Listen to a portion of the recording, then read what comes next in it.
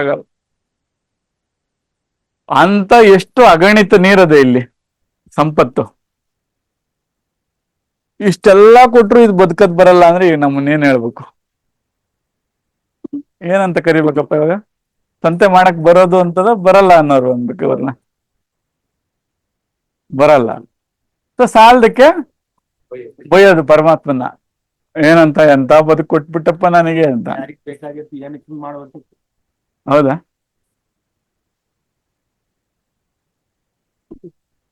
ಒಂದು ಕ್ಷಣ ಭಗವಂತಾಗಿ ಯೋಚನೆ ಮಾಡ್ರಿ.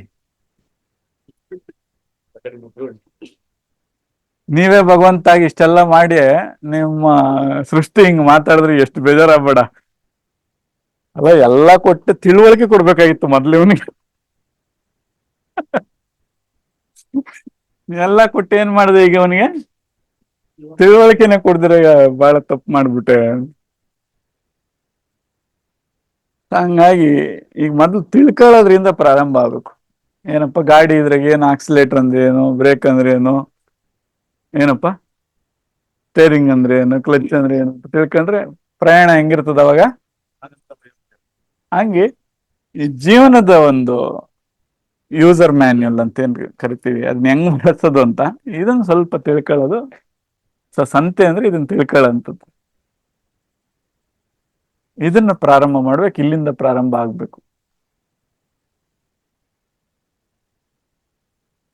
ಇಲ್ಲಾಂದ್ರೆ ಏನಾಗ್ತದೆ? ಬರೀ ಆಕ್ಸಿಡೆಂಟ್ಗಳಷ್ಟೇ. ಏನಪ್ಪ, ಎಲ್ಲಿಂದ ಪ್ರಾರಂಭ ಮಾಡ್ಬೇಕು ಇವಾಗ ಇದನ್ನ?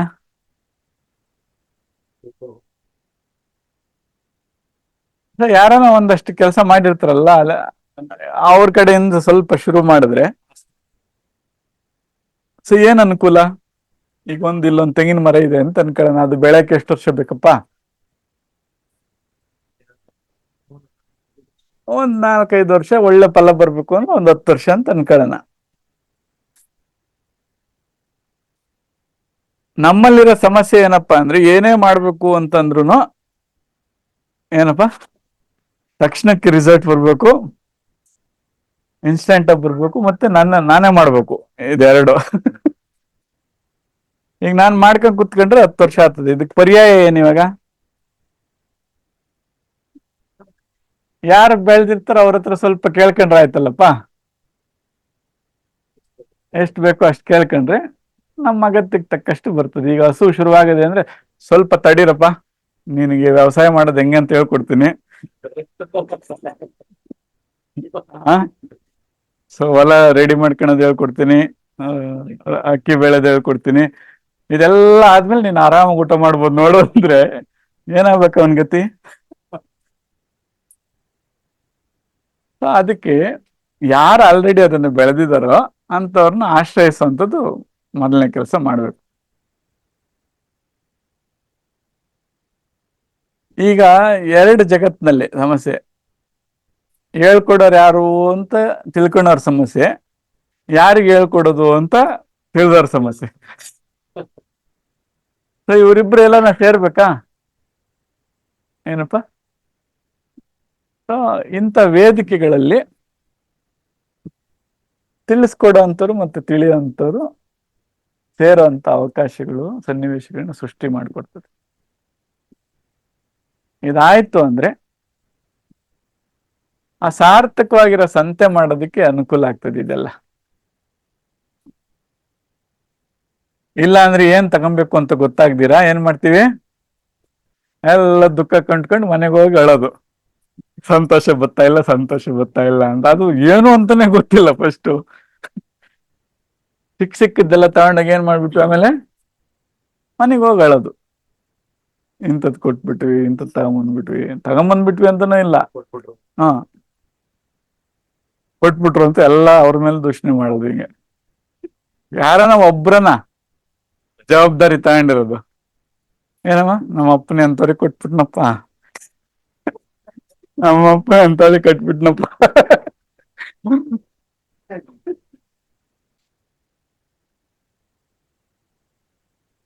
ಈ ದೂಷಣೆ ಅನ್ನೋದು ಪಾಪ ಇದ್ರದೊಂದು ಗುಣ ಇದು. ಒಂದ್ ವೇಳೆ ಮದುವೆ ಮಾಡಿಲ್ಲ ಅಂದ್ರೆ ಅವಾಗ ಏನ್ ಮಾಡ್ತಾನೆ? ನೋಡಿ ಎಂತೆಂತವ್ರೆಲ್ಲ ಎಂತೆಂತದೋ ಆಗದೆ, ನನಗ್ ನೋಡಿ ಆಗಿಲ್ಲ ಅಂತ ಹಿಂಗ್ ಬೇಕತ್ತಾನೆ. ಮಾಡಿದ್ರೆ ಎಂತವ್ರಿಗೆ ಕಟ್ತ ಅಂತ ಹಿಂಗ್ ಬೇಕತ್ತಾನೆ. ಸೊ ದೂಷಣೆ ಮಾಡೋದು ಒಂದ್ ಕಲ್ತದೆ, ಜವಾಬ್ದಾರಿ ತಗೊಳ್ಳಂಥದ್ದು ಇಲ್ಲ, ಕಲ್ತಿಲ್ಲ. ಸೊ ನಿಜವಾದ ಸಾಧನೆ ಅಂದ್ರೆ ಆ ಜವಾಬ್ದಾರಿ ತಗೊಳ್ಳಂಥದ್ದು, ಸೊ ಜಾಗ್ರತೆಯಿಂದ ಇರೋಂಥದ್ದು. ಅದಕ್ಕೆ ಸ್ವಲ್ಪ ಗಮನಿಸುವಂತ ಯುಕ್ತಿ ಬೇಕಾಗ್ತದೆ, ಎಲ್ಲದರಲ್ಲೂ ಸೂಕ್ಷ್ಮವಾಗಿ ಗಮನಿಸ್ಬೇಕು. ಅದೇ ಅವಾಗಷ್ಟೇ ತಿಳುವಳಿಕೆಗೆ ಬರ್ತದೆ, ಗ್ರಹಣಿಗೆ ಬರ್ತದೆ.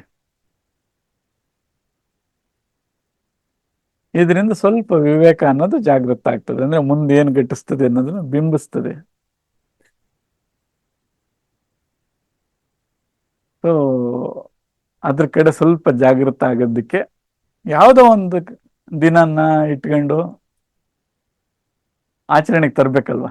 ಈಗ ಏನ್ ಮಾಡಿದ್ದಾರೆ, ಇದನ್ನ ಗುರು ಪೂರ್ಣಿಮೆ ಅಂತ ಇಟ್ಕೊಂಡು ಅಂತ ಕಲಿಯೋ ಅಂತದಕ್ಕೆ ಅವಕಾಶಗಳಾಗ್ಲಿ. ಈಗ ಪಾಪ ಅವ್ರ ಗುರುಗಳು ಶುದ್ಧ ನಿರಹಂಕಾರಿಗಳು, ಅವ್ರಿಗೆ ಹೇಳ್ಕೊಂಡ್ ತಿರ್ಗಂಗೆ. ಇವಾಗೇನ ಅವ್ರು ಬೋರ್ಡ್ ಹಾಕೊಂಡ್ ತಿರ್ಗಕತ್ತದ ನಾನ್ ಗುರು ಇಲ್ಲ, ಏನು ಮಾರ್ಕೆಟಿಂಗ್ ತರ ಅನೌನ್ಸ್ ಮಾಡ್ಕೊಂಡು ಬರಪ್ಪ ನಾನು ಇಲ್ಲಿ ಗುರು ಇದ್ದೀನಿ. ಅವ್ರ ಪಾಪ ಅಸ್ತಿತ್ವನೇ ಕಳ್ಕೊಂಡು ಆರಾಮಾಗಿ ಅವ್ರ ಪಾಡಿಗೆ ಅವ್ರಿಗೆ ಅವ್ರೆ.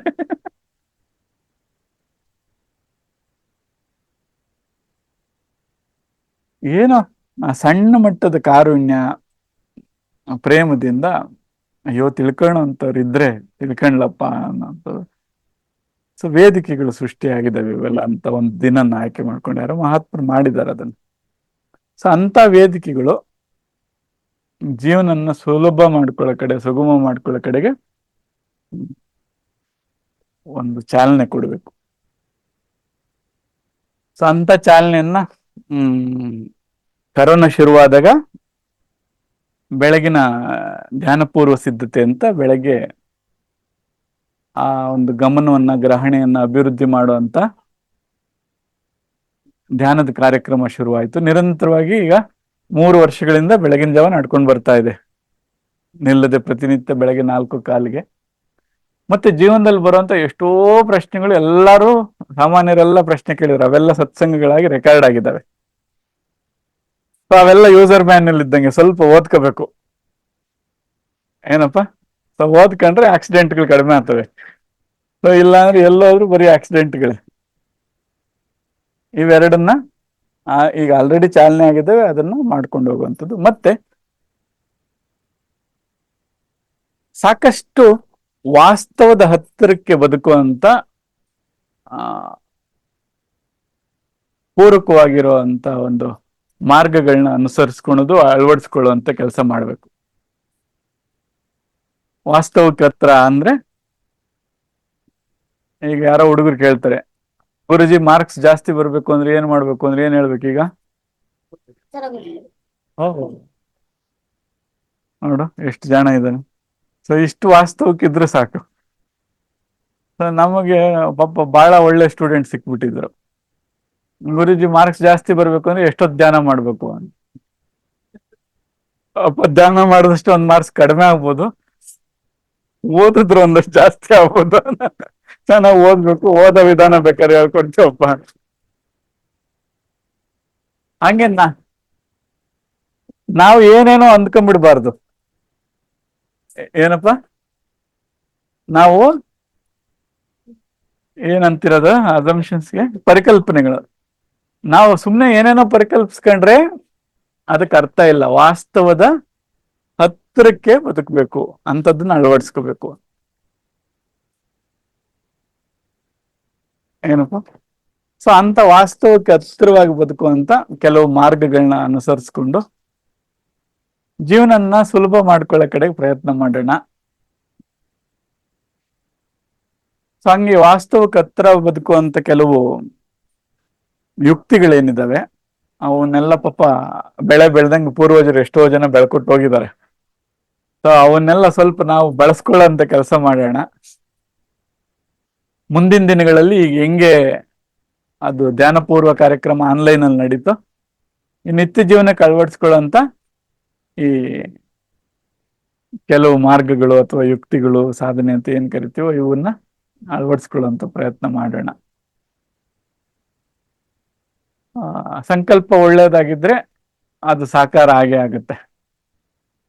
ಈಗ 2 ವರ್ಷದಿಂದ ಇದನ್ನೆಲ್ಲ ಸ್ವಲ್ಪ ಹಸಿರು ಮಾಡ್ಬೇಕು ಅಂತ ಎಲ್ರು ಸಂಕಲ್ಪ ಮಾಡಿದ್ರು. ಇವತ್ತು ಹೇಗಿದೆ? ಚೆನ್ನಾಗಿದೆ ಅಲ್ವಾ? ಸೊ ಯಾವುದು ವಿಕಾರಗಳನ್ನ ಉತ್ಪತ್ತಿ ಮಾಡಲ್ವೋ, ಸೊ ಯಾವ್ದು ನಮ್ಮನ್ನ ನೋಡ್ಕತ್ತದೋ ಅಂಥದನ್ನ ಸೃಷ್ಟಿ ಮಾಡ್ಬೇಕು. ನಾವು ಅದನ್ನ ನೋಡ್ಕೊಳ್ಳೋ ಅಂಥದನ್ನ ಸೃಷ್ಟಿ ಮಾಡಬಾರ್ದು. ಏನ್ ಮಾಡ್ಬೇಕು?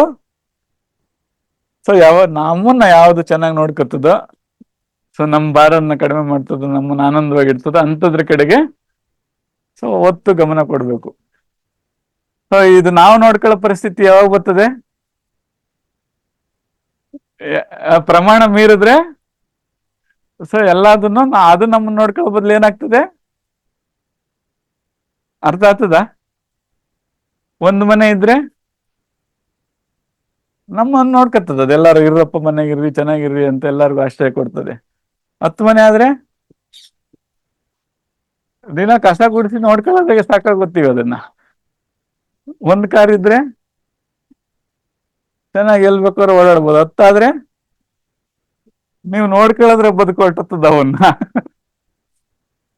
ಅಷ್ಟು ಸರಳವಾಗಿ ಅರ್ಥ ಮಾಡ್ಕೊಂಡ್ರೆ ಸಾಕು, ಜಾಸ್ತಿ ಬೇಡ. ಏನಪ್ಪಾ, ಎಷ್ಟು ಬೇಕೋ ಅಗತ್ಯಕ್ಕೆ ದುಡ್ಡಿದ್ರೆ ನಮ್ಮನ್ನ ನೋಡ್ಕತ್ತದ, ಇಲ್ಲ ಅಂದ್ರೆ ಹಗಲು ರಾತ್ರಿ ಎದ್ದಿದ್ ನಾವು ಕಾಯ್ಬೇಕಾಗ್ತದ ಅವನ್ನ.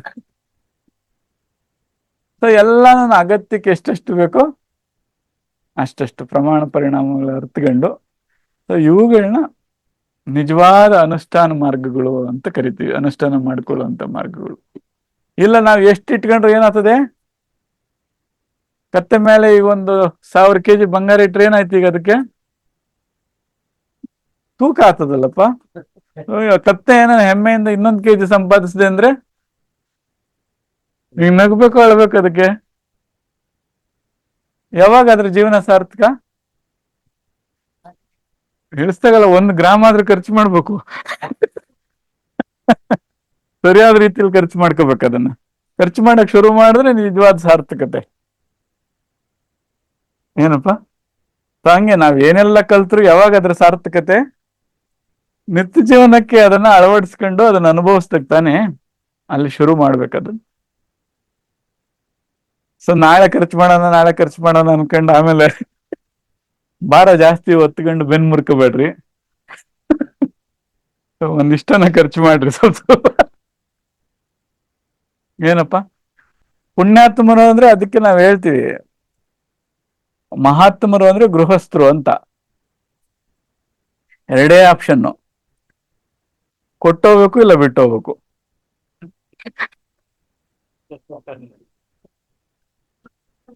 ಎಷ್ಟು ಆಪ್ಷನ್ಸ್ ಇದಾವೆ? 1 ಇಲ್ಲ 3ನೇ ಆಪ್ಷನ್ ಅದು ಓಪನ್ ಆಗ್ಲಿಲ್ಲ ಬಿಟ್ರಿ, ಬಳಸ್ಕೋಬೇಕು ಅನ್ನೋದು. ಯಾವ್ದ್ರ ಕಳೆದೋಯ್ತು ಇದೆಲ್ಲ? ಕೊಟ್ಟೋಗದ್ರೆ ಕಳೆದೋಗ್ತದೆ, ಇಲ್ಲ ಬಿಟ್ಟೋಗದ್ರೆ ಕಳೆದೋಗ್ತದೆ. ಆ ಕೆಟಗರಿಗೆ ನಾವು ಹೋಗೋದ್ ಬೇಡ. ಏನಮ್ಮ, ಸೊ ಆನಂದನ್ನ ಸ್ವಲ್ಪ ಅನುಭವಿಸೋದ್ರ ಕಡೆಗೆ ತಗೊಳ್ರಿ, ಅದನ್ನ ಸ್ವಲ್ಪ ಆದ್ರೂ ಖರ್ಚು ಮಾಡೋ ಕಡೆಗೆ ತಗೊಳ್ರಿ ಅದನ್ನ. ಸೊ ಯುಕ್ತ ರೀತಿಯಲ್ಲಿ ಅಲ್ಲಿ ಧರ್ಮಾತ್ಮರಾಗಂತದ್ದು ಅಂದ್ರೆ ಬೇರೆಯವ್ರಿಗೆ ತೊಂದರೆ ಆಗ್ದಂಗೆ, ನಮಗ್ ತೊಂದರೆ ಆಗ್ದಂಗೆ ಇವುಗಳನ್ನ ಅಳವಡಿಸ್ಕೊಳ್ಳೋ ಕಡೆಗೆ ಸ್ವಲ್ಪ ಜಾಗೃತರಾಗೋಣ. ಆ ನಿಟ್ಟಿನಲ್ಲಿ ಈಗ ಮುಂದೆ ಬಹಳಷ್ಟು ಮಹಾತ್ಮರು ಕೆಲಸ ಮಾಡಿಟ್ಟೋಗಿದ್ದಾರೆ. ಈಗ ನಾವು 1ನೇದು ಪಾತಂಜಲಿ ಯೋಗ ಸೂತ್ರ, 2ನೇದು ವಿಜ್ಞಾನ ಭೈರವತಂತ್ರ. ಈ 2ರಿಂದ ಜೀವನಕ್ಕೆ ಬೇಕಾಗಂತ, ನಿತ್ಯ ಜೀವನಕ್ಕೆ ಬೇಕಾಗಂತ ಸಾಧನಗಳು ಏನ್ ಸಿಗ್ತವೆ, ಉಪಕರಣಗಳು, ಅವನ್ನ ಹೇಗೆ ಅಳವಡಿಸ್ಕೊಳ್ಳೋದು, ಇದ್ರ ಬಗ್ಗೆ ಸ್ವಲ್ಪ ಸತ್ಸಂಗಗಳು ನಡ್ಸ್ಕೊಂಡು ಹೋಗೋಣ. ಬಹಳ ಸಂತೋಷ ಆಯ್ತು ಇವತ್ತು ಸಂತೆ ಮಾಡಕ್ ಬಂದಿದ್ರ ಬಹಳ ಜನ. ಇವಾಗ ನಮಗೂ ಆ ವ್ಯಸನ ಇಲ್ಲ, ಅಯ್ಯೋ ಯಾರು ಕೇಳಿಸ್ಕೊಳ್ಳೋರು ಇಲ್ವೇ ಅಂತ. ಏನಾನ ಬಂದ್ರೆ ಒಂದ್ ಸ್ವಲ್ಪ ಆದ್ರೂ ಹೇಳಿದ್ರೆ ಚೆನ್ನಾಗಿರೋದಪ್ಪ ಅನ್ನೋದಕ್ಕಿನ್ನ, ಹೇಳೋರು ಅವ್ರೆ ಕೇಳೋರು ಅವ್ರೆ ಅಂದಾಗ ಹಿಂಗ್ ಸೇರೋದು ಯಾಕೆ ವಿಳಂಬ ಆಗ್ಬೇಕು, ಸೇರ್ತಾ ಹೋಗ್ಬೇಕು. ಏನಪ್ಪಾ, ಆ ನಿಟ್ಟಿನಲ್ಲಿ ಶುರು ಮಾಡೋಣ. ಯಾರಾದ್ರೂ ಏನಾದ್ರು ಮಾತಾಡ್ಬೇಕು ಅನ್ನಂಗಿದ್ರೆ ಮಾತಾಡ್ಬೋದಪ್ಪ. ಎಲ್ಲಾರ್ಗು ಒಂದೆರಡೆರಡು ನಿಮಿಷ ತಗೊಂಡು ಸ್ವಲ್ಪ ಬೇರೆಯವ್ರಿಗೂ ಸ್ಫೂರ್ತಿ ಆಗ್ತದೆ. ಹ್ಮ್.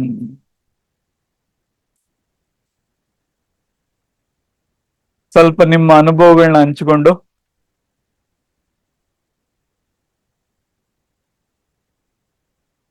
ಮುಂದೆ ಏನಾಗ್ತದೆ ಈಗ ಅಂದ್ರೆ, ಒಂದು ಅಡಿಗೆ ಮಾಡೋರು ಒಬ್ರು ಯಾರನ್ನ ಅಡಿಗೆ ಮಾಡಿ ತೋರಿಸಿದ್ರೆ ಏನ್ ಅನ್ಸ್ತದೆ ಬೇರೆಯವ್ರಿಗೆ? ಸುಲಭ ಅನ್ಸ್ತದೆ, ನಾವು ಮಾಡ್ಬೇಕು ಅನ್ಸ್ತದೆ. ಸೊ ಹಂಗೆ ಈ ಸ್ವಲ್ಪ ಇವು ಏನು ಮಾರ್ಕೆಟಿಂಗ್ ಐಟಮ್ಸ್ ಅಂತೀವಿ ಇವೆಲ್ಲ, ಸ್ವಲ್ಪ ಮಾರ್ಕೆಟಿಂಗ್ ಐಟಮ್ಸ್ ಒಂದೆರಡೆರಡು ನಿಮಿಷ ಮಾತಾಡ್ಬೇಕು ಅಂತ ಏನಪ್ಪ. ಹಾ, ಎಲ್ಲರೂ ಆಮೇಲೆ ಓ ಇಂಥವೆಲ್ಲ ಐಟಮ್ ಸಿಗ್ತವೆ, ಸೊ ಇವನ್ ಕೇಳ್ಬೋದು, ಮುಂದೆ ನಾವು ತಗೋಬಹುದು ಅನ್ನೋ ಒಂದು ಸ್ಫೂರ್ತಿ ಸಿಗ್ತದೆ. ಏನ್ ವಿಜ್ಞಾನ ಭೈರತಂತ್ರ, ವಿಜ್ಞಾನ ಭೈರತಂತ್ರ ಎರಡರದ. ಹಾ, ಏನಪ್ಪಾ ಅದು, ಯಾರ ಕರ್ಕೊಂಬರಪ್ಪ, ಏನದು? ಆಯ್ತು. ಹಾ, ಯಾರನ್ನ ಅನುಭವನ್ನ ಹಂಚ್ಕೊಳೋರ್ ಇದ್ರೆ, ಮಾತಾಡೋರಿದ್ರೆ ಏನಾದ್ರು ಮಾತಾಡ್ರಪ್ಪ. ಪನ್ನಗ ಇಲ್ಲ, ಕರೀರಿ. ನೀವು ಮಾತಾಡ್ರಪ್ಪ, ನೀವೇ ಒಂದು ಪ್ರಾರಂಭ ಮಾಡ್ರಪ್ಪ, ಪೀಠಿಕೆ ಹಾಕ್ರಿ, ಇನ್ನು ಉಳ್ದವ್ರು ಮಾತಾಡ್ತಾರೆ. ಎಲ್ರಿಗೂ ನಮಸ್ಕಾರ.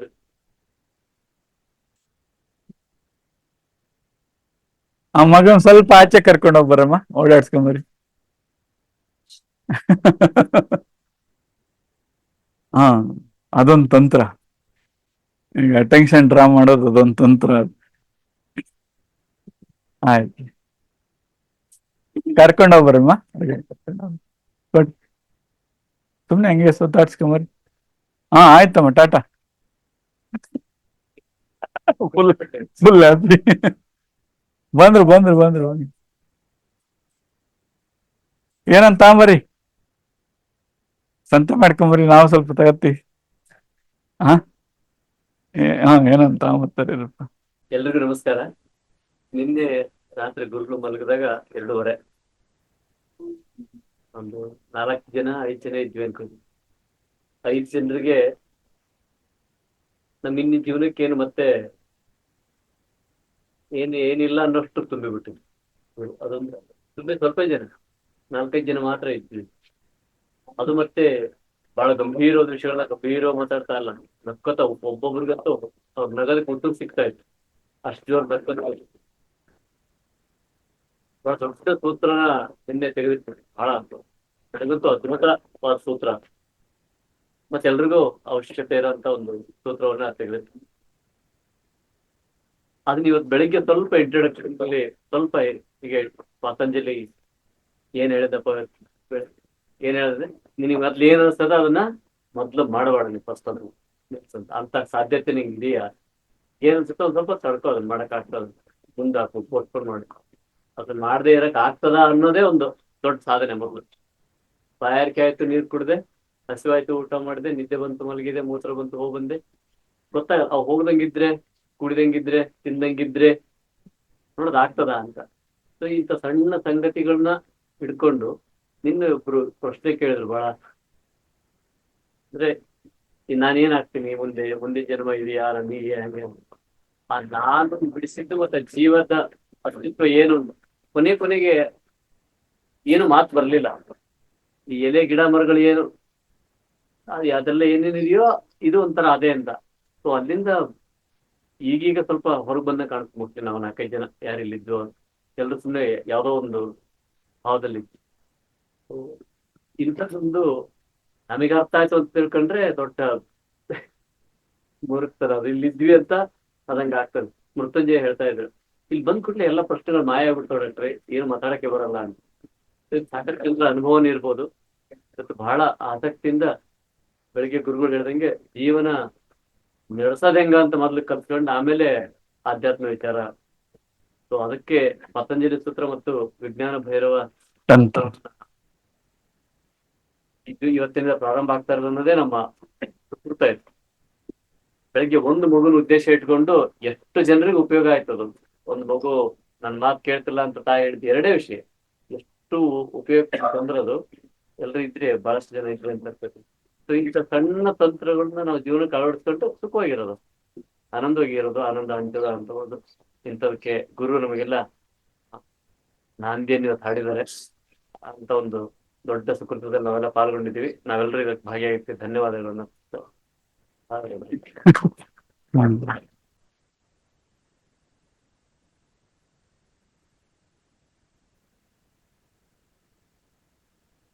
ಹೇಳಿದ ಹಾಗೆ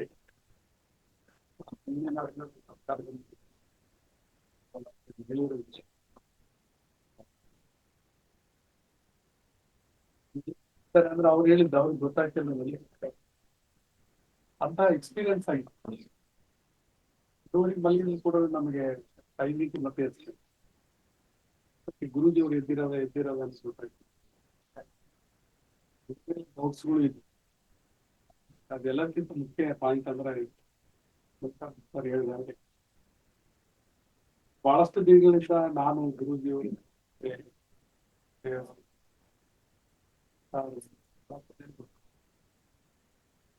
ಮಾತಾಡ್ತಿದ್ವಿ ಮುಂದೆ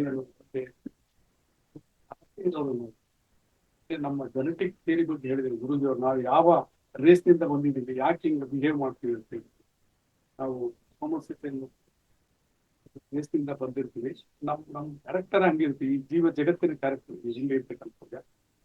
ಅದ್ರ ಮೇಲೆ ಏನ್ ಮಾಡ್ಬೇಕು ಅನ್ನೋದ್ರೆ ಇಲ್ಲಿ ಕೊರೋನಾ ಬಗ್ಗೆ ಏನೆಲ್ಲ ನಾವು ಹೋರಾಡಿದ್ವಿ, ಹೇಗೆ ಅದನ್ನ ಎದುರಿಸಿದ್ವಿ, ಯಾರ್ಯಾರೆಲ್ಲ ಡಿಪ್ರೆಷನ್ ಬಂದಿದ್ವಿ ಇಂಥದನ್ನ ಎದುರಿಸಿರೋರು ನಾವೆಲ್ಲರೂ ಕೂಡ ಗುರು ಇರೋದ್ರಿಂದ ಆಗಿತ್ತು ಅನ್ನೋದು ಮತ್ತೊಂದು ಲೈಫ್ ಹಾಕಿದ್ವಿ ಜಾಸ್ತಿ. ಆಮೇಲೆ ಇಡೀ ಜಗತ್ತು ಏನ್ ಮಾಡ್ತಾ ಇತ್ತು ಕೊರೋನಾ ಸಂದರ್ಭದಲ್ಲಿ, ಗುರುಜಿ ಅವರು ಟೆಕ್ನಿಷಿಯನ್ ಡಾಕ್ಟರ್ಗಳನ್ನ ಇಟ್ಕೊಂಡು ನಮ್ಮನ್ನೆಲ್ಲ ಹೆಂಗ್ ಟ್ರೀಟ್ ಮಾಡಿದ್ರು ಅನ್ನೋದಕ್ಕೆ ಇಲ್ಲಿ ಎಕ್ಸ್ಪೀರಿಯನ್ಸ್ ಆಗಿರೋರಿಗೆ ತುಂಬಾ ಚೆನ್ನಾಗಿ ಎಕ್ಸ್ಪೀರಿಯನ್ಸ್ ಆಗಿದೆ.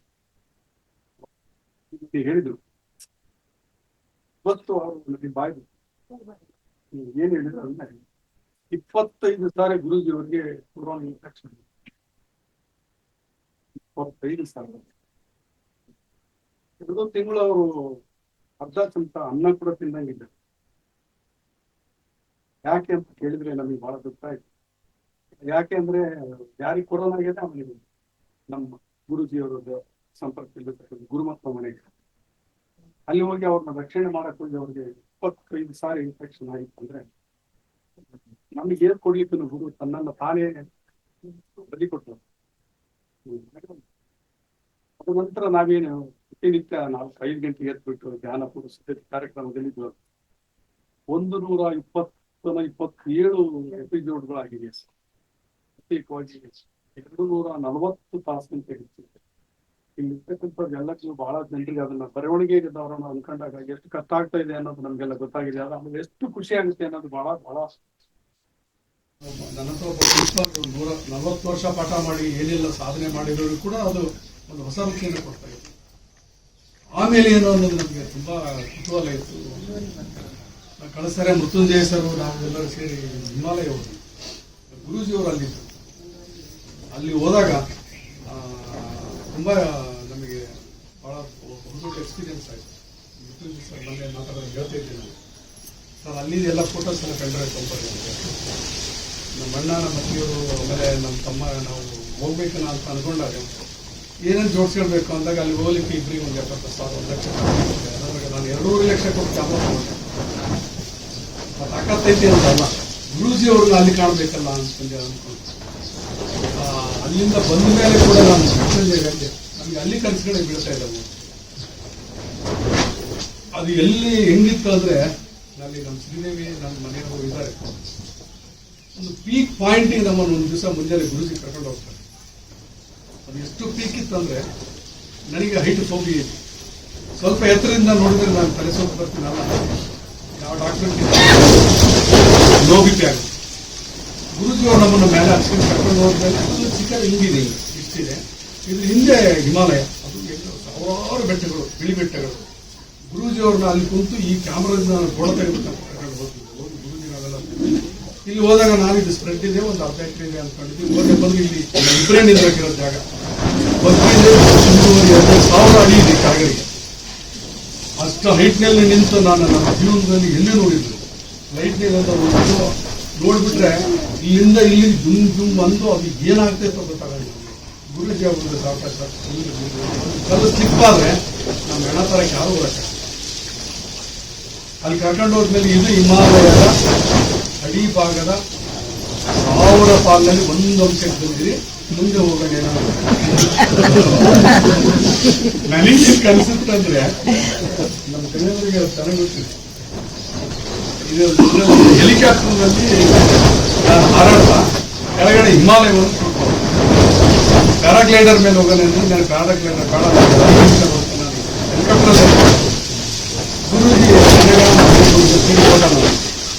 ಅನ್ನೋದು ಬೇಕಾದ ಇಲ್ಲ ಕಾಣ್ತಾ ಇಲ್ಲ.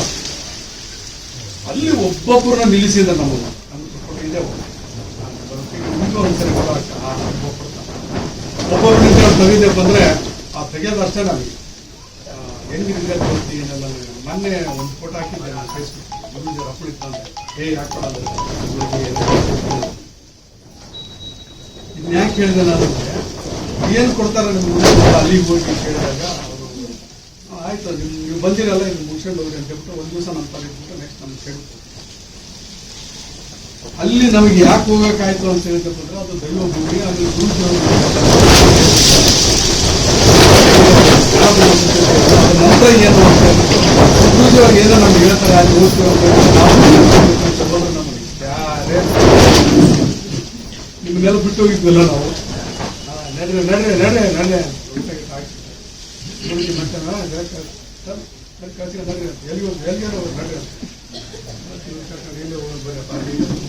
ಡೆಲ್ಲಿಗೆ ಬರೋವಾಗ ನಮಗೆ ಅಂಡಾಮಂಡಲ ಆಗಿಬಿಟ್ಟು ಆ ದರಿದ್ರಿಸ್ಗಳ ಯಾಕನ್ನ ಬಂದಿದ್ದೀವಿ ಡೆಲ್ಲಿಗೆ. ಆ ಊರೇ ಉದ್ಮಾನ ಇಲ್ಲ ಇವರು ಸತ್ಯನಾರಾಯಣ ಅಲ್ಲಿದ್ದಾರೆ. ಆ ಸುಡುಗಾಡಿಗೆ ನಾವು ಅದು ತಾಜ್ ಮಹಲ್ ಹೋಗೋದಾಗ ತಲೆ ಸುತ್ತ ಬಂದ್ಬಿಟ್ಬಿಟ್ರು. ನಮ್ಮ ಮನೆಯವರಿಗೆ ಕಣ್ಣು ಕಾಣುವುದು. ನನಗೆ ಆ ಫೋಟೋ ತೆಗಿ ಇಲ್ಲಿ ತಾಜ್ ಮಹಲ್ ಇದೆ ಯಮುನಾ ನದಿ ರಿಫ್ಲೆಕ್ಷನ್ ತೆಗಿಬೇಕಂತ 2.5 ಲಕ್ಷ ಕ್ಯಾಮ್ರಾ ತಗೊಂಡಿದ್ದು ಅದು ನೋಡಿದ್ರೆ ಬೆಂಕಿನ ನೋಡಕ್ಕೆ ಯಾಕೆ ಬಂದಿದ್ದೆ ಅವರು ಇಲ್ಲಿ ತೋರಿಸ್ಬಿಡ್ತಲ್ಲ ಗುರುಜಿ ಗುರುಜಿ ಹಣೆ ಹೊರಗೆ ಅಂತ ಬಂದ್ಬಿಡ್ತು. ಯಾಕಿದ್ದು ಹೇಳಿದೆ ನಾನು ನಮಗೆ ಮುತ್ತೇನೋ ಅನ್ನೋದು ನನಗೆ ಬಹಳ ಆಸೆ. ನಾನು ಬಹಳ ಹೇಳಿದ್ರು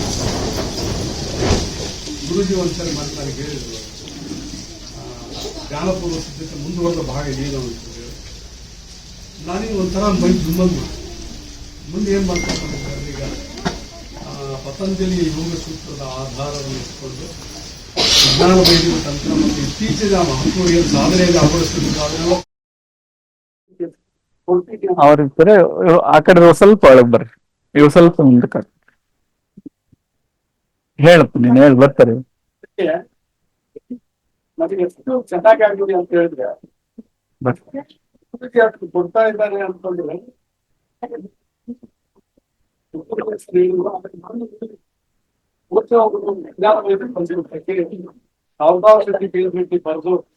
ಬರೆದು ಹೇಗೆ ವಾಸುಗಳಂತರು ಆಮೇಲೆ ಬೇರೆ ಬೇರೆ ದೊಡ್ಡ ಸಾಧಕರಂತ ಅಂತರ ಅಂದ್ರೆ ಏನನ್ನೋದು ಹೇಳೋದಕ್ಕೆ ಅವ್ರು ಕೇಳಿದಾಗ ಫಸ್ಟ್ ನಾನು ಡಾಕ್ಟ್ರಿಗೆ ಮಾತಾಡ್ತೀನಿ.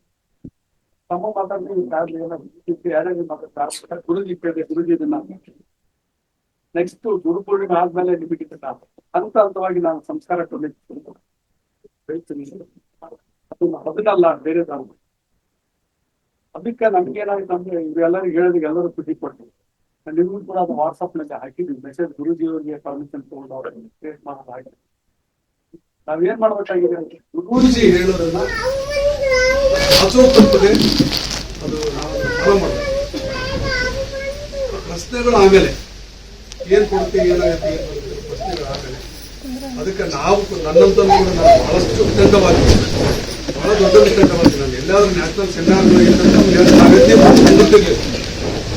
ಕೆಟ್ಟು ಮಾತಾಡ್ತಿದ್ವಿ ಅವ್ರು ಮಗ ಗುರುಜಿ ಅವರು ಕೂಡ ಮಾತಾಡಿದ್ವಿ, ಬಯಸಿಟ್ಟಿದ್ವಿ. ಎಷ್ಟು ಬಯಸಿಟ್ಟಿದ್ವಿ ಅಂದ್ರೆ ನೀವು ಯಾರು ಬಯಸಿಟ್ಟಿದ್ವಿ ಈಗ ಒಂದು ಹಂತಕ್ಕೆ ಬಂದ ನಮ್ಗೆ ಏನಾಗಿದೆ ಗುರುಜಿ ಅವರು ಏನ್ ನಮಗೆ ಕೊಡ್ಬೇಕಾಗಿದೆ ಅಂತ ಗೊತ್ತಿತ್ತು. ಈಗ ನಿಮಗೆಲ್ಲ ಗೊತ್ತಿದೆ ಮಗುಗೆ ಸಿರಿಯಕ್ಕೆ ಯಾವಾಗ ಕೊಡ್ಬೇಕು, ಹಾಲು ಯಾವಾಗ ಕೊಡ್ಬೇಕು, ಅನ್ನ ಯಾವಾಗ ಕೊಡ್ಬೇಕು, ಮೊಟ್ಟೆ ಯಾವಾಗ ಗುರುಜಿ ಕೊಡ್ತಾರೆ. ಅವರು ಹೇಳೋದನ್ನ ಫಾಲೋ ಮಾಡ್ಬೇಕು. ನಾವು ಮೊದಲು ಫಾಲೋ ಮಾಡ್ಬೇಕು. ಆಮೇಲೆ ಆನ್ಲೈನ್ನಲ್ಲಿ ಏನಾದ್ರು ಮಾಡ್ತಾರೆ ಗುರುಜಿ ಆನ್ಲೈನ್ನಲ್ಲೇ ಮಾಡ್ತೀವಿ ಮಾತಾಡ್ತಾರೆ ಅದಕ್ಕೆ ಟೆಕ್ನಿಕಲ್ ವ್ಯವಸ್ಥೆ ಎಲ್ಲ ಆಗುತ್ತೆ. ಆಮೇಲೆ ಇವತ್ತು ನಮಗೆ ಬೆಳಿಗ್ಗೆ ನಿನ್ನೆ ಬಂದಾಗ 40 ಮಂದಿ ಬರ್ತೀವಿ ಅಂತ ಕೇಳಿದ್ರು. ಗುರುಜಿ ಅವರು ಹೇಳಿದ ನೋಡ್ಕೊಂಡ್ರೆ ಎಷ್ಟು ಮಂದಿ ಕರ್ಸಿರ್ತಾರೆ, ಎಷ್ಟು ಬರ್ತಾರೆ ನೋಡ್ಕೊಂಡ್ರೆ ಅಷ್ಟೇ ಗುರುಜಿ ಹಿಂದೆ 10 ಮಂದಿ ಬರ್ತೀವಿ ಊಟ ಮಾಡಿರ್ತೀವಿ ಅಂತ. ಆಯ್ತು ಮಗ ನೀನೇ ಮಗ ಆಗ ನಮ್ಮ ಮೊಬೈಲ್ ಇವ್ರ ಕರೆದು ರಾತ್ರಿ ನಾವು 6 ಮಂದಿ ಊಟ ಮಾಡಕ್ಕೆ ರೆಡಿ ಆಗ್ತಾಯಿದ್ವಿ. 22 ಮಂದಿ ಜನ ಆಗಿ ಇಷ್ಟು ಮಂದಿ ಊಟ ಮಾಡಿ ಗುರೂಜಿ ಅವರು ನಮ್ಮ ಜೀವನದಲ್ಲಿ ಮೊದಲನೇ ಸಾರಿ ಅವರು 2ನೇ ಸಾರಿ ನಮ್ಮ ತರ ಕುಟುಂಬ ಪ್ರಸಾದ ಬರೀ ಊಟ ಮಾಡ್ತಾರೆ. ಎಷ್ಟು ಚೆನ್ನಾಗಿತ್ತಂದ್ರೆ ಅವರೆಲ್ಲರೂ ಗೊತ್ತಿದೆ ಅಲ್ಲಿ ಸತ್ಯಜ್ಬಿಡ ಸಾರ್ ಕುಂತಾರೆ. ನಾನು ಯಾವುದೋ ಒಂದು ಚಟ್ನಿ ಮಾಡಿದ್ದೀನಿ ಏನಪ್ಪ ಎಲ್ಲರೂ ನೋಡೋ ನಾನು ಪ್ರಿನ್ಸಿಪಾಲ್ ಚಟ್ನಿ ಮಾಡಿದ್ದೀನಿ, ಊಟಕ್ಕೆ ನೀಡಿದ ತಕ್ಷಣ ತುಂಬ ಚೆನ್ನಾಗಿದೆ ಅಂತ ಹೇಳ್ಬೇಕು ನನಗೆ. ನೀವು ಗುರೂಜಿ ಇಲ್ಲಿ ಹೇಳ್ಬೇಕು ನೋಡೋ, ನನಗೆ ಇಲ್ಲಾಂದ್ರೆ ನಾನು ಇನ್ನೂ ಸರಿ ಮಾಡಲ್ಲ ಹಂಗೆ ಎಲ್ಲರೂ ಸುಮ್ಮನೆ ಊಟ ಮಾಡ್ತಿದ್ರು. ಗುರೂಜಿ ಅದು ಕೇಳಿಸ್ಕೊಳ್ತಾರೆ, ನೀನು ಕುಂತಾಗ ತುಂಬ ಚೆನ್ನಾಗಿದೆಯಪ್ಪ ಚಟ್ನಿ ಅಂದ್ಬಿಟ್ಟು ಚಟ್ನಿ ತುಂಬ ಚೆನ್ನಾಗಿದೆಯಪ್ಪ ಅಂದ್ಬಿಟ್ರೆ ನಾನು ಯಾರು ಹೇಳಿದ್ದು ಅಂತ ಯಾರು ಹೇಳಿಲ್ಲ ಮಾತ್ರ. ಯಾಕೆ ಹೇಳಿದೆ ಅಂದ್ರೆ ನನಗೇನು ಬೇಕು ನನ್ನ ಆಸೆ ಗುರು ಗೊತ್ತಾಗ್ತಿದೆ. ತಾಯಿಗೆ ಹೇಳ್ತಲ್ಲ, ತಾಯಿ ಕೂಡ ಅಷ್ಟೇ.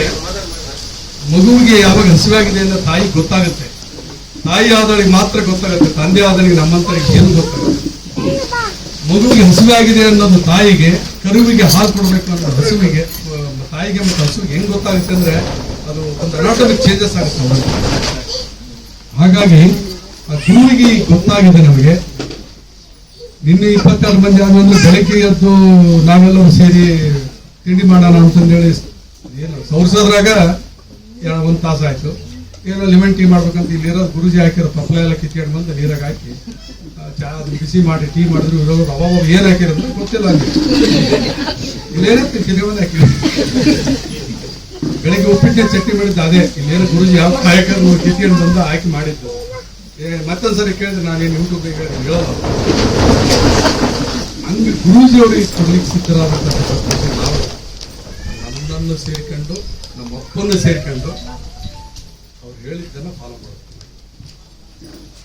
ಯಾಕಂದ್ರೆ ಇಷ್ಟು ಜನ ಅಂದ್ರೆ ನಮ್ಮ ತಮ್ಮ ಅಂತ ಅಣ್ಣ ಒಂದು 60-70 ಮಂದಿ ಆದ್ರೆ ಅಂತಾರೆ. ಆಗ್ಬಿಟ್ಟು ಏನಾಗಲ್ಲ, ಆಗುತ್ತೆ ಅಂತ 100 ಅಷ್ಟಾದ್ರು ಇಷ್ಟು ಮಂದಿ ಎಲ್ಲ ಸೇರಿದ ತಕ್ಷಣ ಹೇಳಿದ್ರಲ್ಲ ಅಡಿಗೆ ಅಂದ್ರೆ ಅಕ್ಕಮ್ಮ ಹೇಳಿದ್ದ, ಅಣ್ಣ ಸಮಯ ಇದು ಅಡಿಗೆ ಆಗುತ್ತೆ ಏನೋ ಅಂದ್ರೆ ಗುರುಗಳಿಗೆ ಹೇಳೋದು.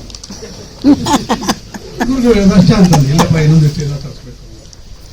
ಇಷ್ಟೆಲ್ಲ ಬಂದಿರೋದಕ್ಕೆ ತುಂಬಾ ಖುಷಿಯಾಗಿದೆ. ನನಗೆ ಬಹಳಷ್ಟು ಖುಷಿಯಾಗಿದೆ ಅಂದ್ರೆ ಬಹಳ ಖುಷಿಯಾಗಿದೆ. ಅದಕ್ಕೆ ಗುರುಜಿಯವರು ನಾನೆಲ್ಲ ಸಾಧಕ ಮತ್ತು ನಿಮ್ಮ ಏನು ಶಿಷ್ಯ ಮಕ್ಕಳ ಪರವಾಗಿ ನಾನು ಶಿರಸಾಷ್ಟಾಗಿ ನಮಸ್ಕಾರ ಮಾಡಿ ಎಲ್ಲರ ಪರವಾಗಿ ವಿನಯಿಸ್ಕೊಳ್ತೀನಿ. ನಿನ್ನೆ ನೀವು ಹೇಳಿದ್ರೆ ಹಿಮಾಲಯದಲ್ಲಿ ಹೇಗೆ ಬಿಟ್ಕೊಳ್ತಾರೆ ಅಂತ ಹೇಳ್ಬಿಟ್ಟು ಹಂಗೆ ನಮ್ಮ ತಪ್ಪುಗಳು ಎಲ್ಲರಿಗೂ ಒಳ್ಳೇದಾಗುವ ಹಾಗೆ ಅವರು ಹೇಳ್ತಾರೆ ಅಂತ ಹಂಗ ನಾನು ಇಡೀ ಜಗತ್ತಿಗೆ ಒಳ್ಳೇದಾಗುವ ಹಾಗೆ ಮಾಡಲಿ. ಅದನ್ನ ನಿಮ್ಮ ಶಿಷ್ಯರಿಗೆ ಬಹಳ ಒಳ್ಳೇದಾಗ ಅದು ನನ್ನ ಸ್ವಾರ್ಥ. ಅದು ಯಾರೇ ಹೇಳಿದ್ದನ್ನು ನಾನು ಹೇಳೋದು. ಅವರೆಲ್ಲರೂ ಕೂಡ ಎಲ್ಲೋ ಆದರೆ ಅವ್ರಿಗೆಲ್ಲರೂ ಒಳ್ಳೇದಾಗಲಿ. ಆದ್ರೆ ನನಗೆ ಅದ್ಭುತವಾದ ಅದನ್ನು ಕರುಣಿಸ್ರಿ ಅಂತ ಕೇಳ್ಕೊಳ್ತಾ ನೀವೆಲ್ಲರೂ ಇಲ್ಲಿ ಬಂದ್ಬಿಟ್ಟು ನಮಗೆಲ್ಲ ಬಹಳ ಸಂತೋಷ ಆಯಿತು. ಡಾಕ್ಟ್ರು ಬಹಳ ಬಿಸಿ ಇರ್ತಾರೆ. ಮೃತ್ಯುಂಜಯರು ಈ ದೇಶದಲ್ಲೇ ಇರೋದು. ಯಾವ ನೋಡಿ ಹೇಳಿದ ಹಣ ಇಲ್ಲಿ ನೈಜಿ ಇರೋದಿಲ್ಲ. ನನ್ನ ಐತಿ ಪಾಪ ಒಂದು ಅವರು ಸಾರು ನಿನ್ನೆ ಸಾರಿ ಸರ್ ನಿನ್ನೆ ಅವ್ರಿಗೆ ನಾನು ಬಹಳ ಒತ್ತಾಯ ಮಾಡಿ ಅನ್ನ ಬಿಟ್ಟೆ ರಾತ್ರಿ ಎಲ್ಲ ಗುರುಜಿ ಹೇಳಿದ್ರು ಆತ ಸಾಕ್ಬಿಡೋದು. ಬಟ್ ಅವ್ರಿಗೆ ಏನಾಗಲಿಲ್ಲ, ಹಂಗೈತಿ. ಅದಕ್ಕೆ ಇದು ಒಂದು ಹೊಸದು ಕೊಡ್ತಾರಂತ ಇದೆ ನಮಗೆ. ಅದರಲ್ಲಿ ನಾವು ಪಾಲ್ಗೊಳ್ತೀವಿ. ನಮ್ಮನ್ನು ನೀವೇ ಕೈ ಹಿಡಿದು ನಡೆಸ್ಬೇಕು. ಆಮೇಲೆ ಅದು ಏನು ಕೊಡ್ತೀರೋ ನಾವು ಅದನ್ನು ಸ್ವೀಕರಿಸುವಂಥ ಸಾಮರ್ಥ್ಯ ಮತ್ತು ಶಕ್ತಿ ರೋಡ್ರು ಕ್ರಿಯೇಟ್ ಮಾಡಿಬಿಡ್ರಿ ಅಂತ ಕೇಳ್ಕೊಳ್ತಾ ನೀವೆಲ್ಲರೂ ಅದನ್ನು ಫಾಲೋ ಮಾಡ್ತೀವಿ ಅಂತ ಅಂದ್ಕೊಂಡಿದ್ದಾರೆ. ಮತ್ತೇನು ಹೇಳ್ಬೇಕನ್ನೋದು ನನಗೆ ಗೊತ್ತಾಗೋದು. ಯಾಕಂದ್ರೆ ಪಾಠ ಆದ್ರೂ ನಾವು ಗಡಗಡ ಮಾಡ್ತೀವಿ. ಸಿಲೆಬಸ್ ಮುಗಿದ ತಕ್ಷಣ ಕ್ಯಾಸೆಟ್ ಆಗ್ತದೆ. ಏನೇ ಎಲ್ಲರಿಗೂ ಬಂದಿದ್ದಕ್ಕೆ ಧನ್ಯವಾದಗಳು ಹೇಳ್ಬಾರ್ದು. ಗುರುನೇ ಕರ್ಸ್ಕೊಂಡಿದ್ದಾನೆ ನನಗೆ, ನಾವು ಕರೆಯೋದಲ್ಲ. ಯಾರಿಗೂ ನಾನು ಹೇಳಿಲ್ಲ, ಯಾರಿಗೂ ಕೇಳಿಲ್ಲ. ನನಗೆ ದೊಡ್ಡ ದೊಡ್ಡ ಆಯ್ಕೆ ಗುರುಗಳು ಸ್ವಲ್ಪ ಬ್ಯಾನರ್ ಹಾಕ್ಲಿ ಅಂತ ಗುರುಜಿ ರೋಡ್ಗೆ ಅಂತ ಯಾವ ಬ್ಯಾನರ್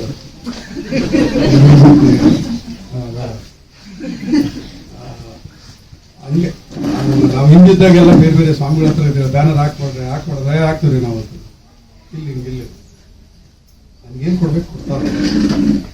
ನಿನ್ನೆ ಯಾರು ಇಲ್ಲಿ ಬಂದಿರೇನಮ್ಮ ನೀವು ನನಗೆ ನೆನಪಿಲ್ಲ ಏನಕ್ಕೆ ಕೇಳ್ಬೇಕಣ್ಣ ನಾವು ಅಂತ ಹೇಳಿದ್ವಿ ಯಾರು ಅರ್ಚನಾ ಅಂತ ಅನ್ಸಾರ್ತಾರೆ ಬಂದಿರೇನ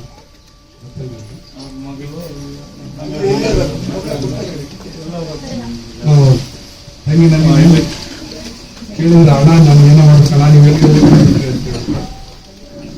ನಾನು ಗುರುಜಿಗೆ ಅಂದೆ ನೀವಲ್ಲಿದ್ದು ಗುರುಜಿ ಗೊತ್ತಾಗತ್ತೆ ನಮ್ಮ ಅವರು ಹೇಳ್ತಾರೆ ಕೇಳೋಣ ನನಗೆ ಭಾಳಷ್ಟು ಬಾಕಿಗಳಿದೆ ನಮಗೆ ಬಟ್ ತುಂಬ ಲಕ್ಕೀಸ್ ನಾನು ಭಾಳ ಲಕ್ಕೀಸ್. ಇಲ್ಲಿ ಎಲ್ಲರೂ ನಮ್ಮ ಜೀವನದಲ್ಲಿ ನಮ್ಮ ಸಂಸಾರದಲ್ಲಿದೆ ನನ್ನ ಮಕ್ಕಳು ನಮ್ಮ ಮಗಳು ಎಲ್ಲರಿಗೂ ನೋಡಿದ್ರು ಕೂಡ ಎಲ್ಲರಿಗೂ ಕೂಡ ಒಂದು ಮಿರಕಲ್ ಆಗಿದೆ. ಅದು ಮಿರಕಲ್ ಏನಾಗಿದೆ ಅಂತ ಹೇಳ್ಬಿಟ್ಟು ಪವಾಡ ಹೇಳಿದಂಗೆ ಯಾವ ಸ್ವಾಮಿಗಳ ಭಾಷೆ ಅಂತ ನಾವು ಬರೆದು ಹೇಳೋದಲ್ಲ. It is own individual experience. ನನ್ನ ಸತ್ಯ. ಹಾಗಾಗಿ ಎಲ್ಲರೂ ಕೂಡಿ ಹೋಗೋಣ, ಗುರುಜಿ ನಡೆಸ್ಕೊಳ್ಳಿ ಅಂತ ಹೇಳ್ತಾ ಮತ್ತೆ ತಮಗೇನಾದರೂ ಅನಿಸಿಕೆಗಳಿದ್ರೆ ಗುರು ಮುಂದೆ ನಿವೇದನೆ ಮಾಡ್ಕೊಳ್ಳೋಣ. ಇಲ್ಲಿ ಬಂದಿದ್ರಿ ನೀವು, ಗುರು ಕರೆಸಿದ್ದಾರೆ, ನಾವೆಲ್ಲರೂ ಸೇರಿ ಏನೋ ನಿಮಗೆ ಅತೀತ ಸತ್ಕಾರಕ್ಕೆ ನಾವು ನಮ್ಮನ್ನು ಅವಕಾಶ ಕೊಟ್ಟೋದಕ್ಕೆ ಗುರು ಅದನ್ನು ಕರುಣಿಸಿದ್ದಕ್ಕೆ ಅಭಿನಂದಿಸ್ತೀವಿ. ಆದರೆ ಸ್ವಲ್ಪ ಏನಾದರೂ ಮಿಸ್ಟೇಕ್ ಆಗಿದೆ ಕ್ಷಮೆ ಇರಲಿ. ಇನ್ನು ಮುಂದೆ ಗುರುಜಿ ಅಂತಾರೆ ನಾವು ನಡೆಸಲಿ ಅಂತ ಹೇಳ್ತಾ ಮತ್ತೆ ಗುರುಗಳು ಮನಸ್ಸಿನ ಗುರು ಬೇಗ ನಮಗೆ ಆ ಕರೆ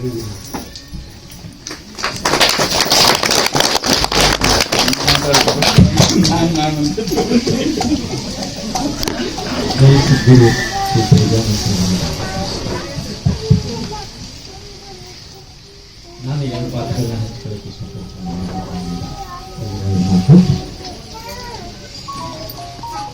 ನಿನ್ನೆ ಬಂದಾಗ ಗುರುಗಳು ಸತ್ಸಂಗದಲ್ಲಿ ಒಂದು ಮಾತು ಹೇಳಿದ್ರು. ಆ ಮಾತು ಹೇಗೆ ಕೂತಿದೆ ಮನಸ್ಸಲ್ಲಿ ಅಂದರೆ, ಮನುಷ್ಯನ ಜೀವನ ಇರೋದು ಇಲ್ಲ ಅಸೂಯೆ ಹುಟ್ಟಿಸಕ್ಕೆ, ಇಲ್ಲ ಮದ ಏರಿಸ್ಕೊಳ್ಳೋಕೆ. ನನ್ನ ಹತ್ರ ಬೆನ್ಸ್ ಇದೆ, ನನ್ನ ಹತ್ರ ಅದಿದೆ ಅಂತ ಮದ ಏರಿಸ್ಕೊಳ್ಳೋದು, ಇನ್ನೊಬ್ಬರಿಗೆ ನಿನ್ನ ಹತ್ರ ಅದಿಲ್ಲ ಅಂತ ನಿನ್ನ ಹತ್ರ ಅಸೂಯೆ ಹುಟ್ಟಿಸೋದು, ಇದಿಷ್ಟೇ ಮನುಷ್ಯನ ಜೀವನ. ಆ ಮಾತು ಹೇಗೆ ಕೂತಿದೆ ಅಂದ್ರೆ, ರಾತ್ರಿಯಿಂದ ಮನಸ್ಸು ನಿರ್ಲಿಪ್ತವಾಗ್ತಿದೆ. ಆನಂತರ ಹಾಗೆ ಸಮಾಜ ಗುರುಗಳು ಹೇಳಿದ್ರು, ಸುಗಂಧನ ನೀನು ತಗೊಳಕ್ಕೆ ಏನಪ್ಪ ಮಾಡಬೇಕು, ಇಲ್ಲ ಸ್ವತಃ ಹೂವಾಗಬೇಕು, ಇಲ್ಲ ಯಾರು ಹೂವಾಗಿ ಹೇಳಿದಾರಲ್ಲ ಅವ್ರ ಜೊತೆ ಇರಬೇಕು.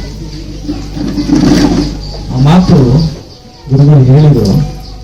ಅವಾಗಿಂದ ಇಲ್ಲಿ ಬಂದ ತಕ್ಷಣ ನಮ್ಮ ಡಾಕ್ಟರ್ ಜೊತೆ ನಮ್ಮ ರಜಿ ಪಾಟೀಲ್ ಸರ್ ಜೊತೆ ಮಾತಾಡ್ತೀನಿ. ಇಲ್ಲಿ ಬಂದ ತಕ್ಷಣ ಯೋಚನೆ ಲಹರಿಗೆ ನಿಲ್ತವೆ, ಹಾಕ್ತಿರುತ್ತೆ, ಹೆಣ್ಣೆಲ್ಲ ನೋಡ್ತಾ ಇದ್ರೆ ಅಲ್ಲೇ ಇರುತ್ತೆ. ಹೀಗೆ ಒಂದು ಅಪೂರ್ವವಾದ ಅನುಭವ ಆಗ್ತಾ ಇದೆ. ಭಗವಂತರ ಸನ್ನಿಧಿ ನಾವು ಕಾಲಿಟ್ಟಿದ್ದೀವಿ ಅಂದ್ರೆ ಒಂದು ಶಾಂತಿ ಸಾಗರನೇ ಇಲ್ಲಿ ಮುಡುಗುತ್ತಿ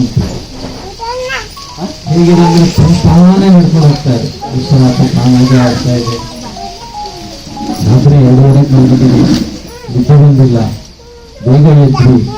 ಮಳೆ ನಮ್ಮೂರಲ್ಲಿ ಛತ್ರಿ ಇಟ್ಕೊಂಡು ಹೋಗೋ ಅಭ್ಯಾಸ, ಇಲ್ಲಿಗೂ ಛತ್ರಿ ತಗೊಂಡು ಬಂದೆ, 2 ಸರಿ ಹಿಡ್ಕೊಂಡು ಹೋದೆ.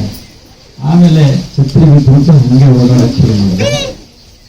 ಈ ಓಪನ್ ಇದರಲ್ಲಿ ನಮ್ಮ ಡಾಕ್ಟರ್ ಅಮೀನ ಸರ್ ಓಪನ್ ನೀರಲ್ಲಿ ಸ್ನಾನ ಮಾಡ್ತಾ ಇದ್ರು. ನಮ್ಮ ಮೃತ್ಯುಂಜಯ ಮಗ ಅವನು ಸಣ್ಣ ಪುಟಾಣಿ, ಓಪನ್ ನೀರಲ್ಲಿ ತಲೆ ಸ್ನಾನ ಮಾಡ್ತಾರೆ. ಛತ್ರಿ ಬಿಟ್ಟು ಎಲ್ಲ ಬಿಟ್ಟು ಮಳೆ ಬರ್ತಾ ಇದೆ, ತಪ್ಪಲಿ ಹಿಡ್ಕೊಂಡು ಕಣ್ಣೀರಲ್ಲಿ ಸ್ನಾನ ಮಾಡಿದ್ದು ನೋಡಿದ್ರೆ ಎಷ್ಟು ಹಾಕೊಂಡ್ರು ಆನಂದ ಆಗ್ತಾ ಇದೆ. ಇದೇನು ಪವಾಡ ಇದು ಭಗವಂತ ಸನ್ನಿಧಿಯಿಂದ, ಹಂಗೆ ಬಯಸೋದಿಲ್ಲ. ಅದರ ಅಮೂಲ್ಯವಾದ ಅನುಭವಗಳು ಗುರುಗಳು ದರ್ಶನ ಆದಾಗಿಂದ ಪವಾಡಗಳೇ ನಡೀತಾ ಇದೆ. ನಾನು ಇಲ್ಲಿ ಬಂದು ಹೋದಾಗ ನನ್ನ ವೈಫು ಎಲ್ಲೋಗಿದ್ರಿ, ಶಿವಮೊಗ್ಗದ ನಂದು 3 ವರ್ಷಗಳ ಕೆಳಗಡೆ ಬಂದಾಗ ಎಲ್ಲೋಗಿದ್ರಿ, ಯಾರು ಗುರುಗಳು, ಅವರೇನು ಎಲ್ಲ ಬಿಟ್ಟಿರ್ತಾರೆ, ನೀವು ಅವ್ರ ಜೊತೆ ಹೋಗ್ಬಿಡ್ತೀರಿ ಅಂತೆ.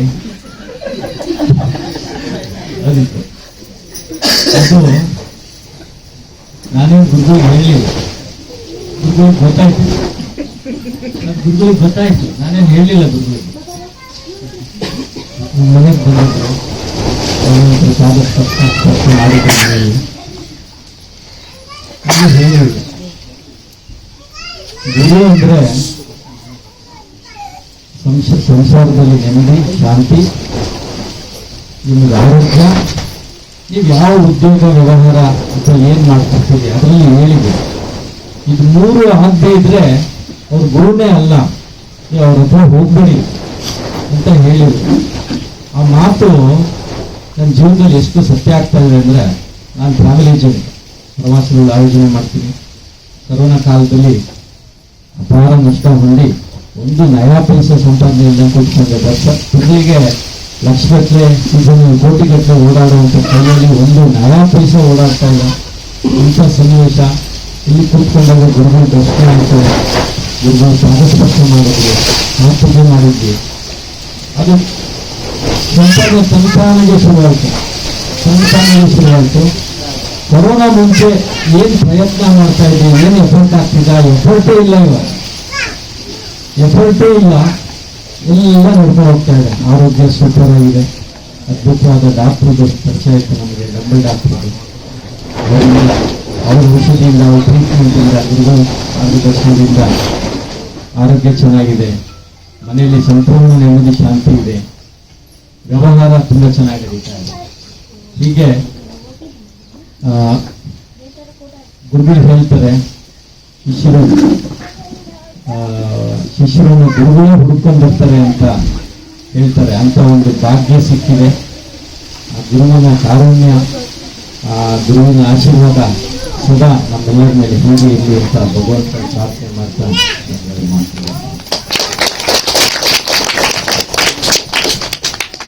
ಮತ್ತೆ ಯಾರಿಗೆ ಮಾತಾಡ್ಬೇಕು ಅನ್ಸ್ತದಪ್ಪ? ಅವನಿನ್ನು ಮಾತು ಬರ್ತದ? ನೀನು ಹುಟ್ಟಿದಾಗ ಇನ್ನು ಹುಟ್ಟಿದ್ದೇ ಇಲ್ಲ. ಮತ್ತೆ ಹುಟ್ಟಿದಾಗಿಂದ ನೋಡೇ ಇಲ್ಲ ನಿನ್ನ.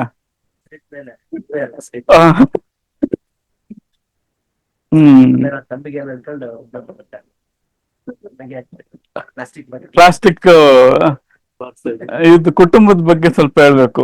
ಸಂಗೀತ ಕುಟುಂಬ ಇವರು. ಸೊ ಮೀರಾ ಮೋಸ್ಟ್ಲಿ ಇಷ್ಟಿತ್ತು ಅನ್ಸ್ತದೆ ಅವಾಗ. ನಮಗೆ ಭ್ರಾಂತಿ ಬಿಡಿಸ್ಬೇಕು ಅಂದ್ರೆ ಬಹಳ ಆನಂದ ಅವಾಗ. ಸೊ ಎಲ್ಲ ಏನ್ ಅನ್ಕೊಂಡಿರ್ತಾರೋ ಅದನ್ನ ಏನದು ಅದು ಅವಾಸ್ತವ ಮಾಡೋದು. ಏನ್ ಅನ್ಕೊಂಡಿರ್ತಾರೋ ಅದನ್ನ ಹುಸಿ ಮಾಡ್ಬೇಕು, ವಾಸ್ತವದಲ್ಲಿ ಬದುಕಂಗ್ ಮಾಡ್ಬೇಕು.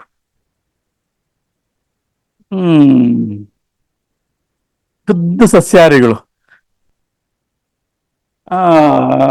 ನೋಡೋಣ ಗುರುಭಕ್ತಿ ಹೆಂಗದ ಅಂತ ಹೇಳಿ. ಗುರುಜಿ ನಮ್ಮನೆಗ್ ಬರ್ತೀರಾ? ಅವನಪ್ಪ ಬರ್ತೀವಿ.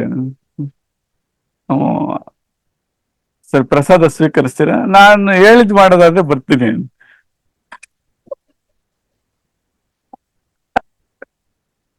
ಆಯ್ತು, ಮಾಡ್ತೀವಿ ಗುರುಜಿ. ಏನ್ ಮಾಡಿದ್ರೆ ನನಗ್ ಚಪಾತಿ ಹೇಗ್ ಬುರ್ಜಿ ಬೇಕು.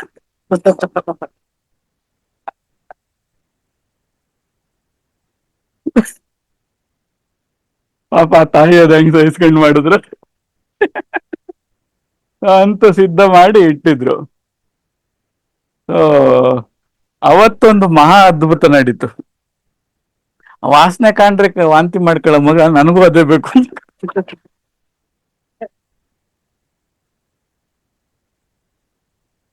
ನನಗೂ ಅದೇ ಬೇಕು ಅಂತ ಪಕ್ಕದಾಗ ಕುತ್ಕಂತು ಪ್ರಸಾದ ಸ್ವೀಕರಿಸಿದ್ವಿ. ಅದಾದ್ಮೇಲೆ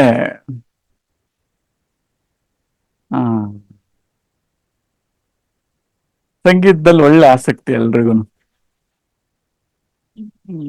ವೃತ್ತಿ ಪ್ರವೃತ್ತಿಗಳು ಎರಡೂ ಅದೇ ಆದ್ರೆ ಇಡೀ ಕುಟುಂಬ ಎಲ್ಲ ನಾದಮಯ ಆದ್ರೆ ಬಹಳ ಚೆನ್ನಾಗಿರುತ್ತೆ ಅಂತ ನಮಗೂ ಒಂದು ಆಸೆ, ಸಂಕಲ್ಪ ಅಂತ ಅನ್ಕೊಳ್ಳೋಣ ಅದನ್ನ. ಸೊ ಅದೇ ಸಮಯಕ್ಕೆ ಇವನು ಗರ್ಭವತಿ ಆದ್ರು. ಅವನಿಗೆ ಹುಟ್ಟೋದಕ್ ಮುಂಚೆ ಹೆಸರಿಡ್ಬೇಕು ಅಂತ ಹೇಳಿದ್ವಿ, ವಸಿಷ್ಠ ಮುನಿ ಅಂತ ಇರ್ಬೇಕು ಅಂತ. ಹೌದು, ಎರಡು ಕೊಟ್ಟಿದ್ದು. ಸೊ ಎರಡು ಋಷಿಗಳು. ಸೊ ಒಬ್ರ ಕಾಲ ಕೌಶಿಕನು, ಕಶ್ಯಪ್ನು, ಇನ್ನೊಬ್ರು ವಸಿಷ್ಠ ಮುನಿ. ವಸಿಷ್ಠನ್ನ ಆಯ್ಕೆ ಮಾಡ್ಕೊಂಡ್ರು. ಅವನು ಏಕಲವ್ಯ ಅಂತಾರ, ಅವನು ರುಕೃಪೆ ಹೆಂಗಂದ್ರೆ ಮನೇಲಿ ಏನು ಚೆಂಬು ತಂಬಿಗೆಗಳು ತಗೊಂಡು ತಬಲ ನುಡಿಸಿದ್ದ. ಅವ್ರ ಆಸಕ್ತಿ ನೋಡಿ ಕಲ್ಸಿದ್ರು. ಬಹಳ ಪುಟ್ಟ ವಯಸ್ಸಿಗೇನೆ ಅದ್ರ ಮೇಲೆ ಸ್ವಲ್ಪ ತಾಳದ ಮೇಲೆ ಹಿಡ್ತಾ ಬಂತು. ಈಗ ತಂದೆ ನೋಡ್ಕೊಂಡು ಏನದು ಫ್ಲೂಟ್ ಕಲ್ತ್ಕಂತು. ಅದು ಆಗ್ಲೇ ಪ್ರಿಪರೇಷನ್ ಅಂತ ಹೇಳಿದ್ವಲ್ಲ, ಇಬ್ರಿಗೂ ಸಂಗೀತದಲ್ಲಿ ಆಸಕ್ತಿ ಇದ್ದುದ್ರಿಂದ ಸೊ ಈಗ ಅದು ರಕ್ತದಲ್ಲಿ ಕರಗತ ಆಗಿದೆ. ಬಹಳ ತುಂಟ್ರಿ ಇವರಿಬ್ರು. ಸಭೆಗೆಲ್ಲನ ಕರ್ಕೊಂಡೋದ್ರು ಹುಷಾರಾಗಿರ್ಬೇಕು. ಅವ್ರ ಅಪ್ಪನ ಮರ್ಯಾದೆ ತೆಗಿತಾ ಇರ್ತಾರೆ ಯಾವಾಗೂ. ಹೆಂಗೆ ಅಂದ್ರೆ ಎಲ್ಲ ಸ್ವಲ್ಪ ತಾಳ ತಪ್ಪಿದ್ರೆ ಸಾಕು, ಇಬ್ರು ಮಕ ನೋಡ್ಕೊಂಡು ಹೆಂಗೆ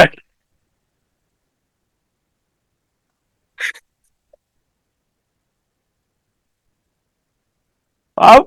ಅದು ತಾಳ ಲಯ ಹಿಡ್ತಾ ಬರೋದಕ್ಕೆ ಎಷ್ಟೋ ವರ್ಷಗಳು ಬೇಕು ಅಭ್ಯಾಸ. ಇವ್ರಿಗೆ ಏನು ಅದು ರಕ್ತದ ಬಂದ್ಬಿಟ್ಟಿರೋದ್ರಿಂದ ಅದನ್ನ ಅಷ್ಟು ಎಂಜಾಯ್ ಮಾಡ್ತಾ ಇರ್ತಾರೆ. ಹಾಗಾಗಿ ಸಂಗೀತ ಕ್ಷೇತ್ರ ಅಂತಾನೆ ಇವೆಲ್ಲ ಏನದು ಜೀವಂತ ಉದಾಹರಣೆಗಳು. ಆಮೇಲೆ ಗುರುಬಸವ ಮಗ ಇದ್ದಾರೆ, ಅವ್ರೇನು ಮಾಡ್ತಿರಲ್ಲ, ಓದೋದಷ್ಟೇ ಹವ್ಯಾಸ ತಂದೆ ತಾಯಿಗೆ. ಈಗ ನೀವು ಬುಕ್ ಓದು ಅಂತ ಹೇಳಂಗಿಲ್ಲ ಅವನಿಗೆ, ಅವನೇ ಜೋಡಿಸ್ತಾನೆ. ಎಷ್ಟು ಸ್ವಚ್ಛವಾಗಿ ಜೋಡಿಸಿರ್ತಾನೆ ಅಂದ್ರೆ. ಅದಕ್ಕೆ ಮ್ಯಾನುಫ್ಯಾಕ್ಚರಿಂಗ್ ಪ್ರಾಬ್ಲಮ್ ಮಾಡ್ಬೇಡ್ರಿ ಅಂತ. ಮ್ಯಾನುಫ್ಯಾಕ್ಚರ್ ಆದ್ಮೇಲೆ ಅದನ್ನ ತಿದ್ರಿ ಅಂದ್ರೆ ಬಹಳ ಕಷ್ಟ.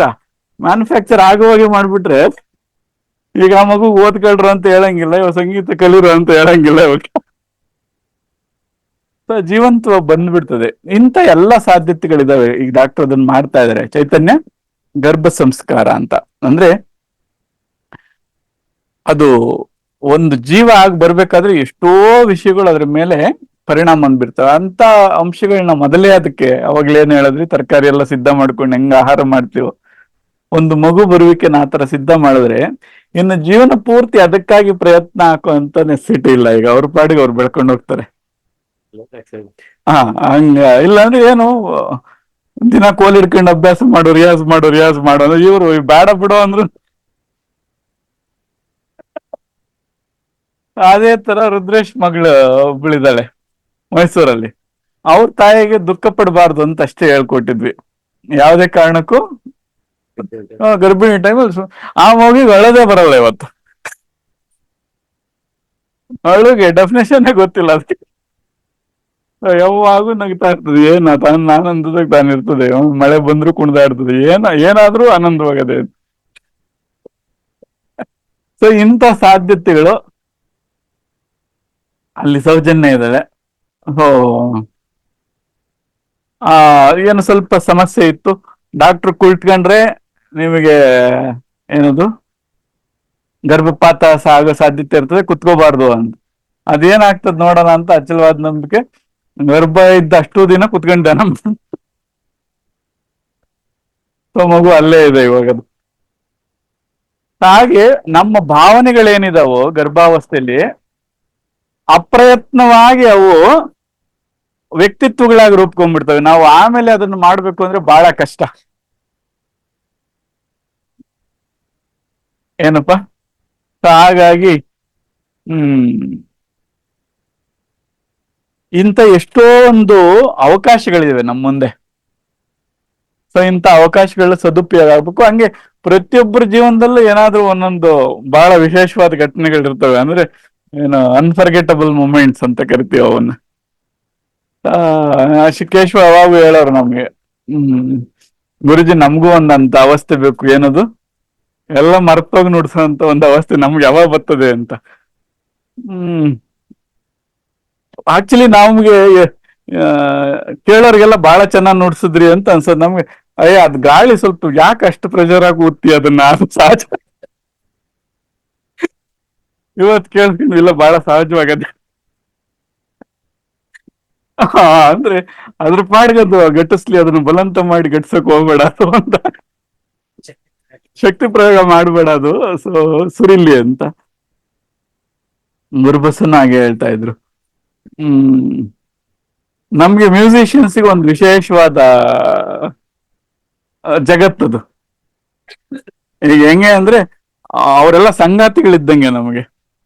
ಒಂದು ಇನ್ಸ್ಟ್ರೂಮೆಂಟ್ ಅಂದ್ರೆ ಅದು ನಿಮ್ಗೆಲ್ಲ ಹೆಂಗ ಅದೇನೋ ಒಂದು ಉಪಕರಣದ ತರ ಕಾಣಿಸ್ತದೆ, ನಮ್ಗೆ ಅದೊಂದು ಜೀವಂತ ವಸ್ತು ಅದು.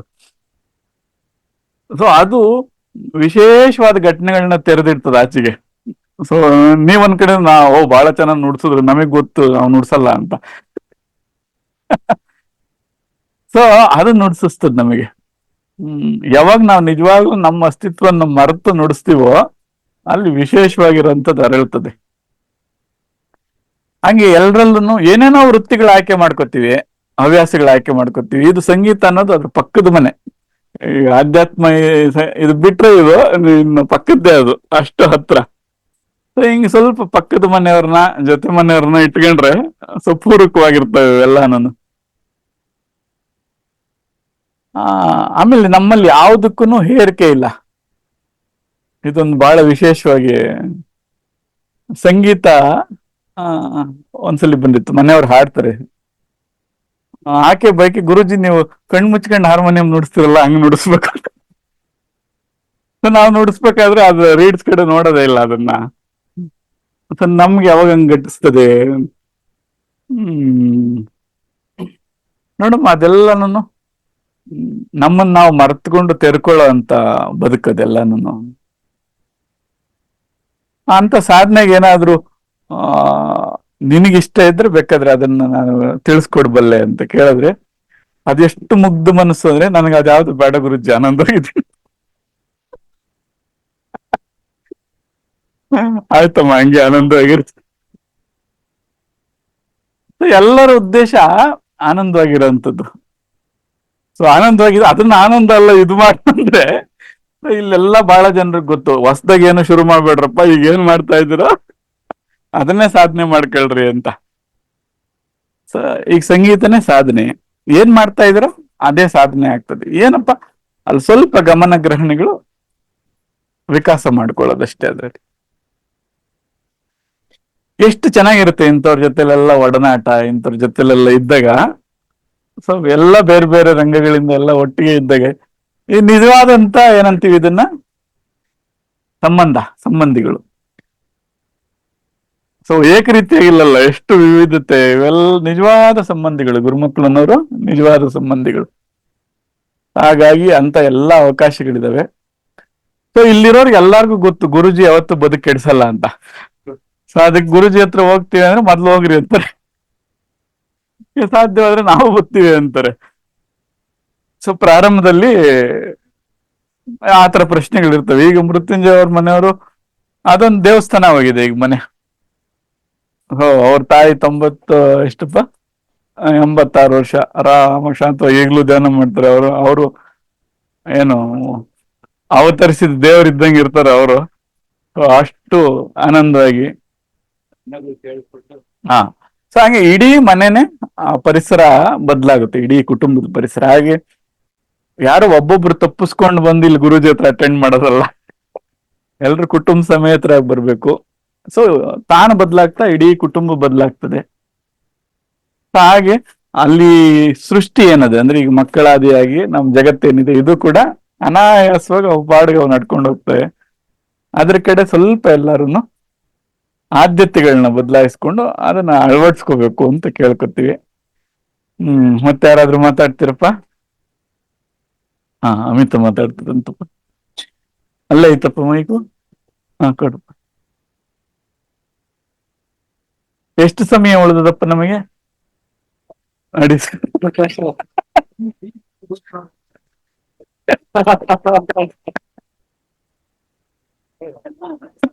ಅದ್ ಮೇಲೆ ಹಿಡ್ಕೊಂಬಿಡಮ್ಮ ಮೈಕ್ನ.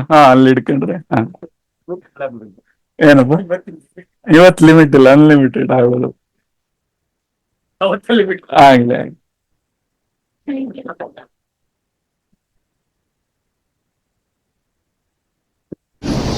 ಗುರುಜಿ ನಮ್ಮ ಮನೆಗ್ ಬಂದಿದ್ರು. ಆ ಮನೇಲೆಲ್ಲ ಹೇಳಿದ್ರು, ನೀನ್ ಅಂದ್ರೆ ನಮ್ಮ ಮನೆಯಲ್ಲೆಲ್ಲ ಏನು ಇಲ್ಲಿ ತರ ಅಲ್ಲ, ಬ್ಯಾಂಗ್ಳೂರ್ ನಮ್ಮ ಮನೆ ಇರೋದು, ಬ್ಯಾಂಗ್ಳೂರ್ ಇರೋದು. ಯಾರಾದ್ರೂ 10 ಜನ ಬಂದ್ರೂ ಎಲ್ಲಿಂದಾದ್ರೂ ನಾವು ಊಟ ತರಿಸ್ಬಿಡ್ತೀವಿ. ನನ್ಗೆ ಇಷ್ಟ ಇರ್ಲಿಲ್ಲ, ಪ್ರಸಾದ ನಾನೇ ಮಾಡ್ಬೇಕಂತ ನನ್ಗೆ ಇಷ್ಟ ಇತ್ತು. ಸರಿ ಎಲ್ರನ್ನೂ ಕರೆದಿದ್ದೆ, ಎಷ್ಟ್ ಜನ ಬರ್ತಾರೆ ಅಂತಾನೂ ನನಗ್ ಗೊತ್ತಿಲ್ಲ. ಆದ್ರೆ ಅವತ್ತು 40-50 ಜನ ಬಂದ್ಬಿಟ್ಟಿದ್ದಾರೆ. ನಾ ಬೆಳಗ್ಗೆ ಅಡ್ಗೆ ಮಾಡಿದ್ದೀನಿ. ಅಡ್ಗೆ ಮಾಡಿದ್ಮೇಲೆ ಬಡಿಸ್ತೀನಿ, ನನ್ಗೆ ಇದು ಸರಿ ಹೋಗುತ್ತೋ ಇಲ್ವೋ ಅಂತ ಡೌಟ್. ಬಟ್ ಎಲ್ಲಾನು ಸರಿ ಹೋಯ್ತು. ನಾನ್ ದೇವರಾಣ ಹೇಳ್ತೀನಿ, ನನ್ ಜೀವನದಲ್ಲಿ ಅಷ್ಟು ರುಚಿಯಾದ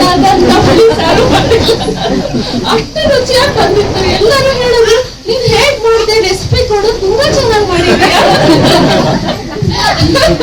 ನಾನು ಎವ್ರಿ ಡೇ ಮಾಡೋ ಹಾಗೆ ಮಾಡಿದ್ದೀನಿ, ಬಟ್ ತುಂಬಾ ರುಚಿಯಾಗಿದೆ, ನನಗೆ ಗೊತ್ತಿಲ್ಲ ಅಂತ ಹೇಳಿದೆ. ಅದು ನನಗೆ ಮರಿಲಾರ್ದಂತಹ ಅನುಭವ. ಎರಡನೇದೇನು ಅಂತಂದ್ರೆ, ನಾನು 2 ವರ್ಷದಿಂದ ಅನ್ಕೋತಾ ಇದ್ದೆ ಆದಿಕೈಲಾಸ ಹೋಗ್ಬೇಕು ಅಂತ.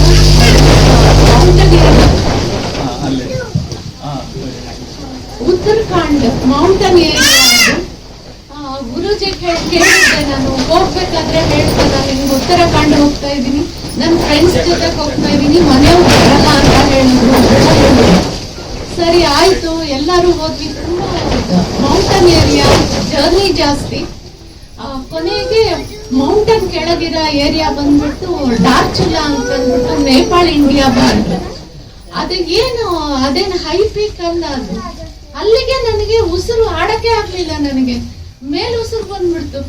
ಇದೇನಪ್ಪ ದೇವ್ರ, ನನ್ಗೆ ಯಾವತ್ತು ಯಾವ ಪ್ರಾಬ್ಲಮ್ ಇಲ್ಲ, ನನ್ಗೆ ಅಲರ್ಜಿ ಪ್ರಾಬ್ಲಮ್ ಆಗಲಿ ಯಾವ ಪ್ರಾಬ್ಲಮ್ ಇಲ್ಲ. ಏನಿದು, ರಾತ್ರಿ 10 ಗಂಟೆಗೆ ಮಲಗ್ತೀನಿ, ಮೇಲ್ ಉಸಿರು ಬರ್ತಾ ಇದೆ. ನಾನು ಇವರೆಲ್ಲ ಬಿಟ್ಟೋಗ್ಬಿಡ್ತಾರೆ ನನ್ನ, ಇಲ್ಲಿ ಇವಾಗ್ಲೇ ಮೇಲ್ ಉಸಿರು ಬಂತು, ಹೈ ಆಲ್ಟಿಟ್ಯೂಡ್ ಅಲ್ಲಿ ನನಗೆ ಇರಕ್ಕಾಗಲ್ಲ, ನೀನ್ ಇಲ್ಲೇ ಇರು ಅಂತ ಹೇಳ್ತಾರೆ ಅಂತ ಅನ್ನಿಸ್ತು ನನಗೆ. ಕುತ್ಕೊಂಡ್ಬಿಟ್ಟು ಗುರುಜಿನ ಜ್ಞಾಪಕ ಮಾಡ್ಕೊಂಡೆ, ಗುರುದೇವ ಈ ತರ ನಾನೇನ್ ಮಾಡ್ಲಿ ನನಗೆ ಗೊತ್ತಾಗ್ತಾ ಇಲ್ಲ. ನನ್ನ ಹತ್ರ ಔಷಧಿನೂ ಇಲ್ಲ, ಏನೂ ಇಲ್ಲ, ಯಾಕೆಂದ್ರೆ ನನಗೆ ಆ ಪ್ರಾಬ್ಲಮ್ ಇಲ್ಲ, ಔಷಧಿನೂ ಇಲ್ಲ, ಏನೂ ಇಲ್ಲ ಅಂತ 5 ನಿಮಿಷ ಕಣ್ಣು ಮುಚ್ಕೊಂಡು ಪ್ರೇ ಮಾಡಿದೆ. ಮತ್ತೆ ಮಲ್ಕೊಂಡಾಗ ಇಲ್ಲ, ಅದು ನನಗೆ ಮೇಲ್ ಉಸಿರಿಲ್ಲ, ಏನಿಲ್ಲ, ನಾರ್ಮಲ್ ಆಗಿದ್ದೆ ನಾನು. ಎಷ್ಟು ಆಶ್ಚರ್ಯ ಆಯ್ತು ಅಂದ್ರೆ ಅಷ್ಟೊಂದು ಆಶ್ಚರ್ಯ ಆಯ್ತು ನನಗೆ. ಅದು ನಿಜವಾಗ್ಲೂ ನನಗೆ ಮರಿಲಾರ್ದಂತಹ ಅನುಭವ. ಮತ್ತೆ ಇನ್ನೊಂದು ಥರ್ಡ್ ಒನ್, ನನಗೆ ಯಾವಾಗ್ಲೂ ಒಂದು ಭ್ರಮೆ ಇತ್ತು. ಇದು ಅಂದ್ರೆ ಆನಂದ ಅನ್ನೋದು ಹೆಂಗಿರ್ತದೆ, ಆನಂದ ಅಂದ್ರೆ ಏನು, ಅದು ಹೆಂಗಿರ್ತದೆ ಅಂತ ಯಾವಾಗ್ಲೂ ಒಂದು ಭ್ರಮೆ. ಈಗ ಹೇಗೆ ಅಂತಂದ್ರೆ, ನನ್ ನಿಜವಾಗ್ಲೂ ಗುರೂಜಿ ಸ್ಪೀಚ್ ಏನಾದ್ರು ಹಾಕೊಂಡು ಕೇಳ್ಲಿಕ್ಕೆ ಶುರು ಆಗಿದ ತಕ್ಷಣನೇ ನನಗೆ ಎಷ್ಟು ಖುಷಿ ಆಗ್ಲಿಕ್ಕೆ ಶುರು ಆಗತ್ತೆ ಅಂತಂದ್ರೆ ಹೇಳಲಿಕ್ಕೆ ಆಗೋದಿಲ್ಲ, ಅಷ್ಟು ಸಂತೋಷ ಆಗತ್ತೆ. ಒಂದ್ಸತಿ ಮಲ್ಲಿಕಾರ್ಜುನ್ ಡಾಕ್ಟರ್ ಇದ್ರು ಬರ್ತಿದ್ರು, ಯಾವ್ದೋ ಒಂದು ಸೇವಿಂಗ್ಸ್ ಅವ್ರು ಹಾಕ್ತಾ ಇರ್ತಾರೆ. ಅದ್ರಲ್ಲಿ ಹೇಳಿದ್ರು, ಗುರು ಅಂತ ಯಾರನ್ನ ಕರಿಬೇಕು ಅಂದ್ರೆ ನಿನ್ನ ಎಲ್ಲ ಪ್ರಶ್ನೆಗಳಿಗೂ ಯಾರು ಉತ್ತರ ಕೊಡ್ತಾರೋ ಅವರೇ ನಿಮ್ ಗುರು ಅಂತ. ಸೊ ನನ್ಗೆ ನಿಜ ನನ್ ಗುರು ಸಿಕ್ಕಿದ್ದಾರೆ. ನನ್ನ ಯಾವ ಜನ್ಮದ ಪುಣ್ಯನೂ ನನಗೆ ಗೊತ್ತಿಲ್ಲ. ನನ್ನ ಗುರುವಿಗೆ ನಿಮ್ಮ ಎಲ್ಲರಿಗೂ ಸಹ ನನ್ನ ಧನ್ಯವಾದಗಳು.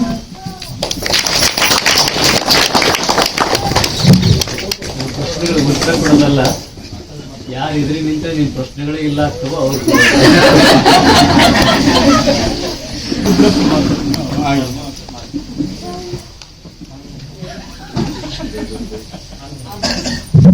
ಜಯ ಗುರುದೇವ್ ಪರಮ ಪೂಜ್ಯ ಶ್ರೀ ವಿಜಯನಾಥ ಆಡಳಿತರ ಪಾದಗಳಲ್ಲಿ ನಮಸ್ಕರಿಸುತ್ತೆ.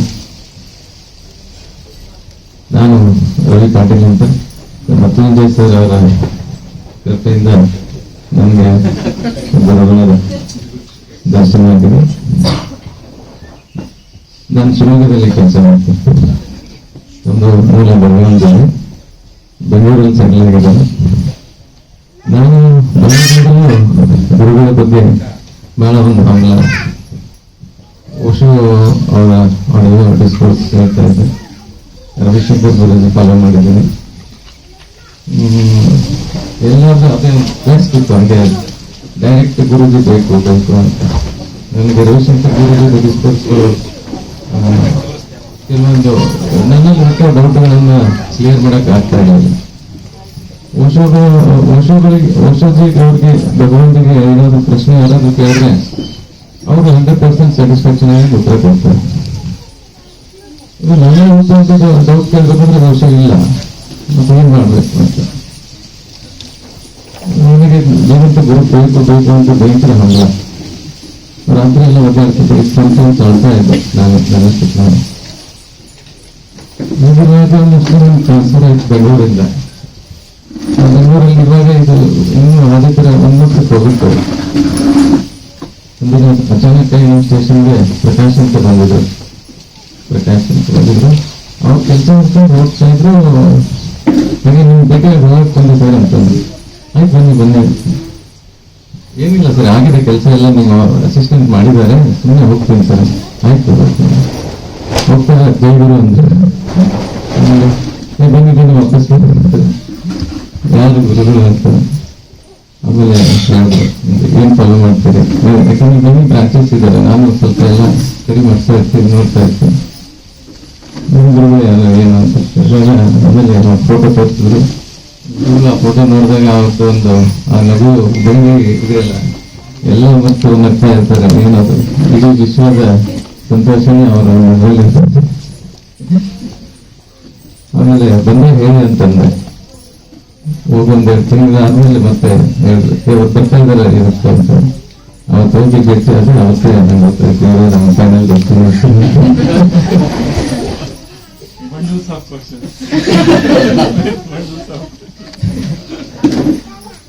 ಅವತ್ತಿಂದ ಫಾಲೋ ಮಾಡ್ತಾ ಇದ್ದೀನಿ. ನನಗೆ ಸಮಟೈಮ್ಸ್ ಅನಿಸ್ತಾ ಇದೆ ಈಗ ಸಕ್ಸಸ್ ಆಗಿದೆ, ನಾನಿನ್ನೂ ಸಿದ್ಧ ಆಗಿಲ್ಲ, ಇಷ್ಟು ಬೇಗ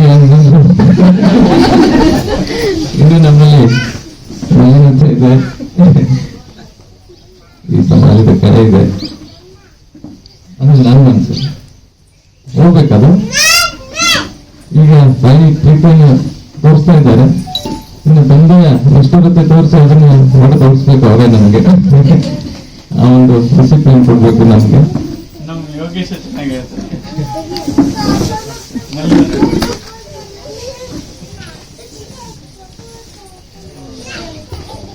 ರಾಮನಗರಕ್ಕೆ ರೈಲ್ವೆ ಸ್ಟೇಷನ್ ಎಲ್ಲ ಆದ್ಮೇಲೆ ಎಷ್ಟೋ ದಿನ ಆದ್ಮೇಲೆ ಪಾಪ ಈಗ ಸತ್ಸಂಗ ಒಳಗಡೆ ಮಾತಾಡ್ತಾ ಇದ್ದಾರೆ. ಇವಾಗ ನೀವು ಅವತ್ತೇ ಹೇಳಿದ್ರೆ ನೀನೇನು ಅಂತ ಗೊತ್ತು ಬಾರೋ, ಯಾವುದು ಎಣ್ಸಲ್ಲ ಬಾರೋ. ಹಂಗೆ ಗುರು ಕ್ಲೀನಿಂಗ್ ಕೆಲಸದಾಗಿರ್ತಾರೆ ಅವರು, ಅದು ಮಲ್ಲಿ ನಮ್ಮ ಎಣ್ಸೋ ಕೆಲಸದಾಗಿರಲ್ಲ.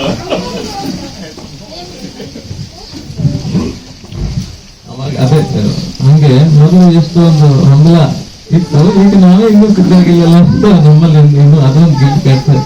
ಇದು ನಾನು ಲಾಸ್ಟ್ ಗುರು ಪೂರ್ಣಿಮಾಗ ಇದಕ್ಕೆಲ್ಲ ಹೋಗಿದ್ದೆ, ಕೊಯಂಬತ್ತೂರ್ಗೆ ಹೋಗಿದ್ದೆ, ಸದ್ಗುರುನು ಫಾಲೋ ಮಾಡಿದ್ದೇನೆ. ಶಿವರಾತ್ರಿಗೆ ಹೋಗಿದ್ದೆ. ಇನ್ಮೇಲೆ ಶಿವರಾತ್ರಿ ಮೇಲೆ ಗುರು ಪೂರ್ಣಿಮನು ಇಲ್ಲೇ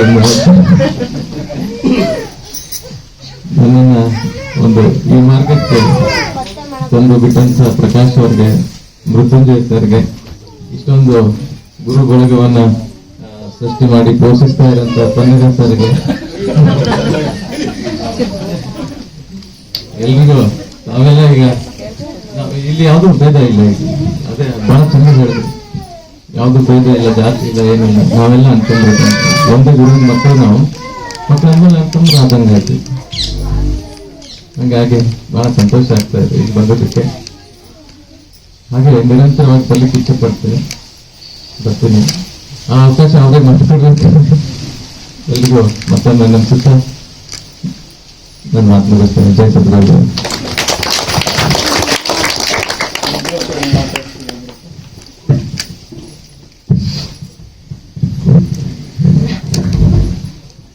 ಪರವಾಗಿಲ್ಲ, ಎಲ್ಲರೂ ಚೆನ್ನಾಗಿ ಮಾತಾಡ್ತಾ ಇದ್ದಾರೆ. ಸತ್ಯದಿಂದ ಮಾತಾಡಪ್ಪ ಅಂತ ಹೇಳಿ ಸಾಕಾಗುತ್ತೆ.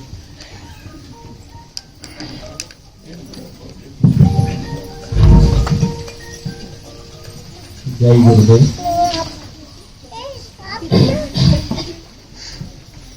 ಮೊದಲನೇದಾಗಿ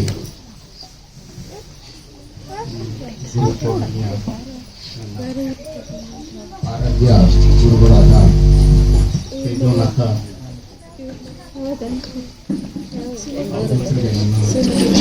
ತಿರುಪಾರ್ಥಂಗ ನಮಸ್ಕಾರವನ್ನು ನಡೆಸುತ್ತಾ ಎರಡು ಅನಿಸಿಕೆಗಳನ್ನು ನಾನು ಹೇಳಲಿಕ್ಕೆ ನಾನು ಇಷ್ಟಪಡ್ತೀನಿ.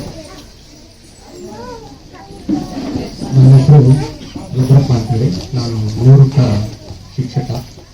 ನಾನು ಶಿವಮೊಗ್ಗ ಒಂದು ಹಳ್ಳಿಯಲ್ಲಿ ನಾನು ವಾಸ ಮಾಡ್ತಾ ಇದ್ದೀನಿ.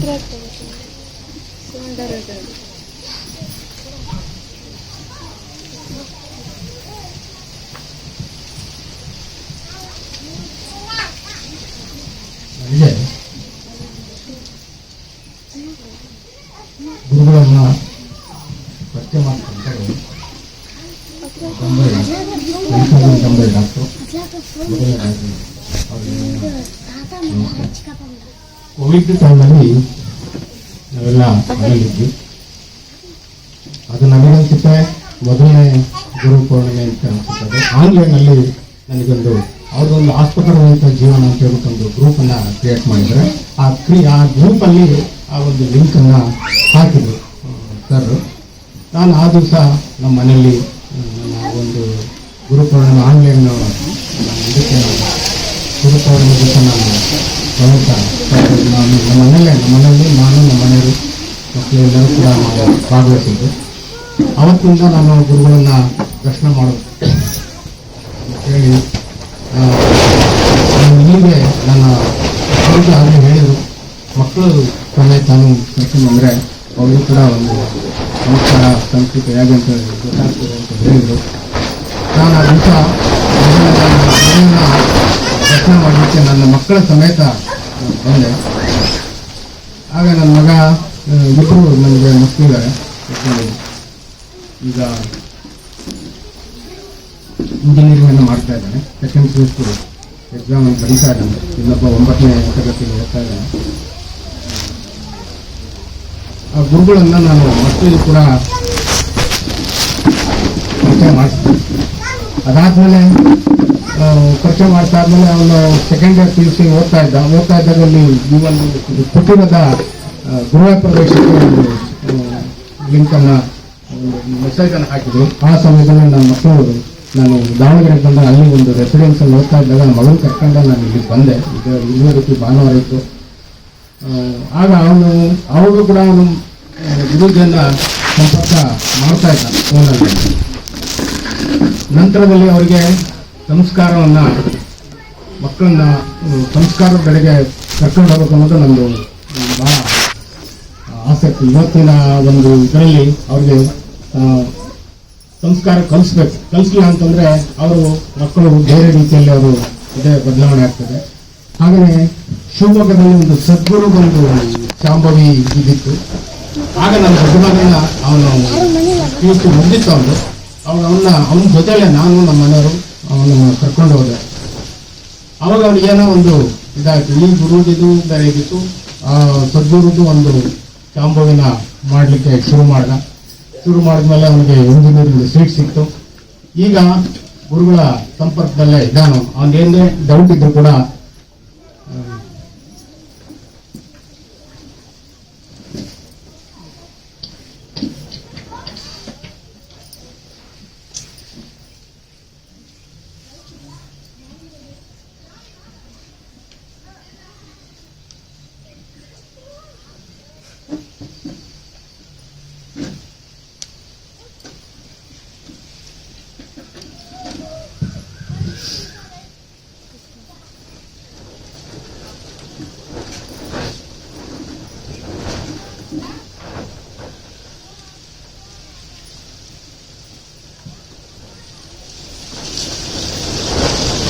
ಮಾಡೋದು ನನಗೆ ನನ್ನಿಂದ ಡೌಟ್ಗಳನ್ನು ಗುರುಜಿ ಹತ್ರ ಮಾತಾಡ್ತಾ ಇದ್ದೀನಿ.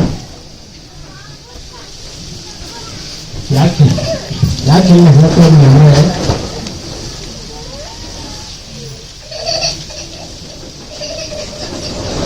ಗುರುವಿನ ಶಕ್ತಿ ಎಷ್ಟಿದೆ ಅನ್ನೋದನ್ನ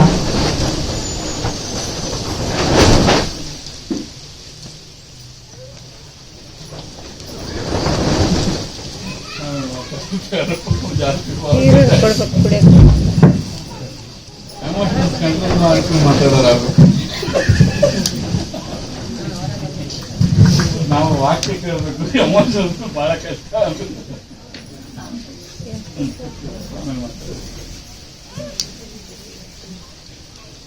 ಒಬ್ರು ಡಾಕ್ಟರ್ ಇಲ್ಲಿ ಕರ್ಕೊಂಡು ಬಂದ್ರು. ನಾನು ಅವ್ರ ಎದುರಿಗೆ ಹೇಳಿದ್ದೆ, ನಾನು ಗುರುಗಳ ಹತ್ರ ಹೋಗ್ಬೇಕು, ನಾನು ಅಲ್ಲಿಗೆ ಹೋಗ್ಬೇಕಂದ್ರೆ ಇಲ್ಲೊಬ್ರು ಗುರುಗಳಿದ್ದಾರೆ ಬಾರಮ್ಮ, ಅಲ್ಲಿಗೆ ಕರ್ಕೊಂಡು ಹೋಗಿ ಕೆಲಸ ಮಾಡ್ತಾರೆ ಅವರು. ನಾನು ಏನು ಗೊತ್ತಿರ್ಲಿಲ್ಲ, ಇದು ಸತ್ಸಂಗ ಗುರುಗಳು ಯಾರ್ದು ಏನು ನನ್ಗೆ ಗೊತ್ತಿರ್ಲಿಲ್ಲ. ಇಲ್ಲಿಗೆ ಬಂದೆ ಅವತ್ತು. ನಾನು ಹಿಂಗೆ ಹೋಗ್ಬೇಕು ಗುರುಜಿ ಅಂತ ಕೇಳಿದ್ರೆ ಗುರುಗಳು ಒಂದ್ ಕ್ವಶನ್ ಕೇಳಿದ್ರು ನನ್ಗೆ, ನಿನ್ ಮಗು ಖಾರದ ಮೆಣಸಿಕಾಯಿ ಕೇಳಿದ್ರೆ ಏನ್ ಮಾಡ್ತೀಯಮ್ಮ ಅಂತ ಕೇಳಿದ್ರು. ಕೊಡಲ್ಲ ಗುರುಜಿ. ಹಠ ಮಾಡಿದ್ರೆ ಏನ್ ಮಾಡ್ತೀಯಮ್ಮ ಅಂತ ಕೇಳಿದ್ರು.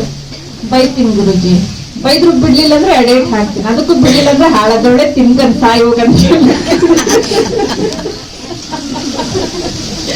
ಹಂಗೆ ನಾನು ನಿಮ್ಗೆ ಹೇಳ್ತೀನಮ್ಮ, ಅಲ್ಲಿಗೆ ಹೋಗ್ಬೇಡ ನೋಡು, ನನ್ ಮಾತು ಕೇಳು, ಅಲ್ಲಿಗೆ ಹೋಗ್ಬೇಡ, ಇಲ್ಲೊಂದು ಲಿಂಕ್ ಇದೆ ಅಮ್ಮ, ಅಟ್ಲೀಸ್ಟ್ ನಿಮ್ಗೆ ಕೇಳ್ಕೊಂಡು. ನಂಗೆ ಅವೆಲ್ಲ ಆಸಕ್ತಿ ಇಲ್ಲ ಗುರುಗಳೇ, ನನ್ಗೆ ಯಾವ ಲಿಂಕು ಬೇಡ, ಏನು ಬೇಡ, ನಂಗೆ ಅಲ್ಲಿ ಕಳಿಸ್ಕೊಡ್ರಿ ಅಷ್ಟೇ ಗುರುಗಳೇ ಅಂತಂದ್ರೆ. ಅಯ್ಯೋ ಹಂಗಮ್ಮ, ಹೌದಾ ಅಂತ ಕುತ್ಕೊಂಡು ಗುರುಗಳು 4 ತಾಸು ಪಾಠ ಮಾಡಿದ್ರು. ಒಬ್ಬಳೇ ಇದ್ದೆ, ಅವ್ರ ಡಾಕ್ಟರ್ ಒಬ್ರಿದ್ರು.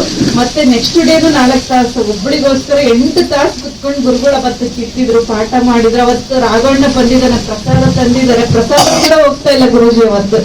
ನನಗ್ ಗೊತ್ತಿಲ್ಲ ಪ್ರಸಾದದ ಟೈಮ್, ಗೊತ್ತಿಲ್ಲ ಏನು ಗೊತ್ತಿಲ್ಲ. ಪ್ರಸಾದದ ಟೈಮ್ ಒಂದು ಅದ ಇದಿಲ್ದಂಗೆ ಇಲ್ಲೇ ಕುತ್ಕೊಂಡಾರ. ಪ್ರಸಾದನ ಇಲ್ಲೇ ತರ್ಸ್ಕೊಂಡು ಇದೇ ಸ್ಥಳದಲ್ಲಿ ಇಲ್ಲೇ ಕೆಳಗಡೆ ಕುತ್ಕೊಂಡು ನಂದು ಕುಂದ್ರಿಸ್ಕೊಂಡು ಇಬ್ರು ಜೊತೆ ಕುತ್ಕೊಂಡು ಊಟ ಮಾಡಿದ್ವಿ ಗುರುಜಿ. ನಾನು ನನಗೆ ಕೈ ತುತ್ತು ಕೊಟ್ರು, ಊಟ ಮಾಡಿಸಿದ್ರು. ಮತ್ತೆ ಏನಮ್ಮ ಬಸ್ ಇದೆಯಾ ಹೋಗ್ಲಿಕ್ಕೆ ಅಂತ ಕೇಳಿದ್ರು. ನನ್ಗೆ ಗೊತ್ತಿಲ್ಲ ಗುರುಜಿ ಅಂತಂದೆ. ಅವರೇ ಯಾರನ್ನೋ ಕರೆಸ್ಕೊಂಡು ಮತ್ತೆ ಅವ್ರ ಜೊತೆ ಒಬ್ಬಳನ್ನೇ ಕಳಿಸ್ಲಾರ್ದೆ ಅಲ್ಲೇ ಗುರುಜಿ ಅವರು ಅಲ್ಲಿವರೆಗೂ ಬೊಮ್ಮಳ್ಳಿವರೆಗೂ ಬಂದು ನನ್ ಬಿಟ್ಟು ಹೋದ್ರು. ಎಷ್ಟು ಕರುಣೆ ತೋರಿಸಿದ್ರು ಅಂದ್ರೆ, ಈ ದೇಹ ಮನಸ್ಸು ಬುದ್ಧಿ ಯಾವ್ದು ಸರಿ ಇಲ್ಲ ಗುರುಗಳೇ, ನನಗೆ ಈ ಜೀವನನೇ ಬೇಡ, ನನಗೆ ಒಳ್ಳೆ ದೇಹ ಒಳ್ಳೆ ಮನಸ್ಸು ಬೇಕು, ನನಗೆ ಮರಣ ದೀಕ್ಷೆ ಕೊಡ್ತೀರಾ ಅಂತಂದ್ರೆ ಹೊಸ ಜನ್ಮನೇ ಕೊಟ್ರು ಗುರುಗಳು. ಹೇಳ್ಬೇಕಂದ್ರೆ